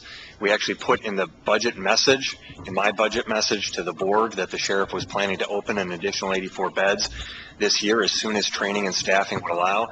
Sheriff Trapp has continued to work with correction staff, and Sheriff Trapp and I have met several times over the past several weeks and around this issue to make sure that we're able to open up when we're able to additional beds in the jail. And so I wanted to share with the board that I believe that the sheriff is getting close to that. and we're hopeful that an announcement is pending here in the very near future about additional beds that will be open in the jail. It takes a long time. These are not the kind of things that happen overnight. You can't just open additional beds in the jail over the course of a few days or a few weeks. It takes a lot of planning and work. But I just wanted to make a comment about, while we have challenges in the overall public safety system in our community that need to be addressed and we'll continue to work on, the jail levy and the commitment of funding from our general fund and the jail levy has worked, and the promise has been kept there, and we will continue to keep that promise and continue to open jail beds as appropriate to make sure that we're able to house the most violent offenders before they get to trial. So happy to answer any questions. I had a lot more I want to go through, but I know we're getting late into the hour here, and answer any questions that you have. Any questions? Commissioner Sorensen. What is the total number of beds? What is the total? In other words, our promise was 255. So as of July 1, 2013, as the levy was being implemented, can you give us some sense of what that overall number has been annually or quarterly, or just off the top of your head? Yeah. Annually, in the promise, the commitment that was made to voters, both in the board order that was adopted by the commissioners as well as the ballot language that was on the ballot, was that the county would maintain a minimum of 255 local beds. So we have other beds under contract with the city of Eugene and the U.S. Marshal, but 255 local beds for offenders in the county jail. And that promise has been kept on an annual basis. And initially, the promise was kept because the sheriff's office and our deputies were able to work and use existing staff through excessive overtime. I mean, we had to use a lot of overtime because we did not have, once the levy was implemented, it took time, and it has taken time to recruit and train. We can't just hire someone off the street and stick them in the jail, right? It takes extensive training to get the staff necessary and trained to be placed into the jail. And so existing staff in the sheriff's office spent a significant amount of overtime, and it really stressed the deputies for that period of time. But we were still able to keep that commitment in the first year, and each year since the jail levy has been approved, the sheriff has kept 256 beds open annually on a regular basis. We did an audit, of course. Moss Adams, our third-party auditor, did an audit, and we'll do another audit every year. It was reported to the board at the beginning in January 2015, this January, that the first year of the jail levy, we kept the promise that 256 beds were kept open. Discretionary general fund was used. And again, we will continue to do those audits, continue to report to the board and to the public on that. Thank you. Thank you. 256 is what we have. 255 was a minimum of 255 was the promise. 256 is what's actually been opened. And of course, the Sheriff Turner and now Sheriff Trapp and their staff have worked aggressively, and they're continuing to work to get the plan together to open additional beds well above and beyond the 255 that was originally promised. Thank you. So we'll move on to commissioners' business. Any announcements or agenda requests from commissioners? Just one thing I will mention, if I may, very quickly. As we go through our meeting, I go back to our homepage, because that gives me links to different things. And I went back to our homepage, and at some point during the meeting today, the Parks Master Plan appeared on our homepage. Whoa, what happened? I guess staff watches our meetings. I guess. We say it here, it comes out there. I love it. Thank you. We do listen. Yeah. So with no other commissioners' business, is there any other business for the board today? We have no new reason for executive sessions, so we are adjourned. See you tomorrow morning for the work session. It's upstairs, right? Yeah.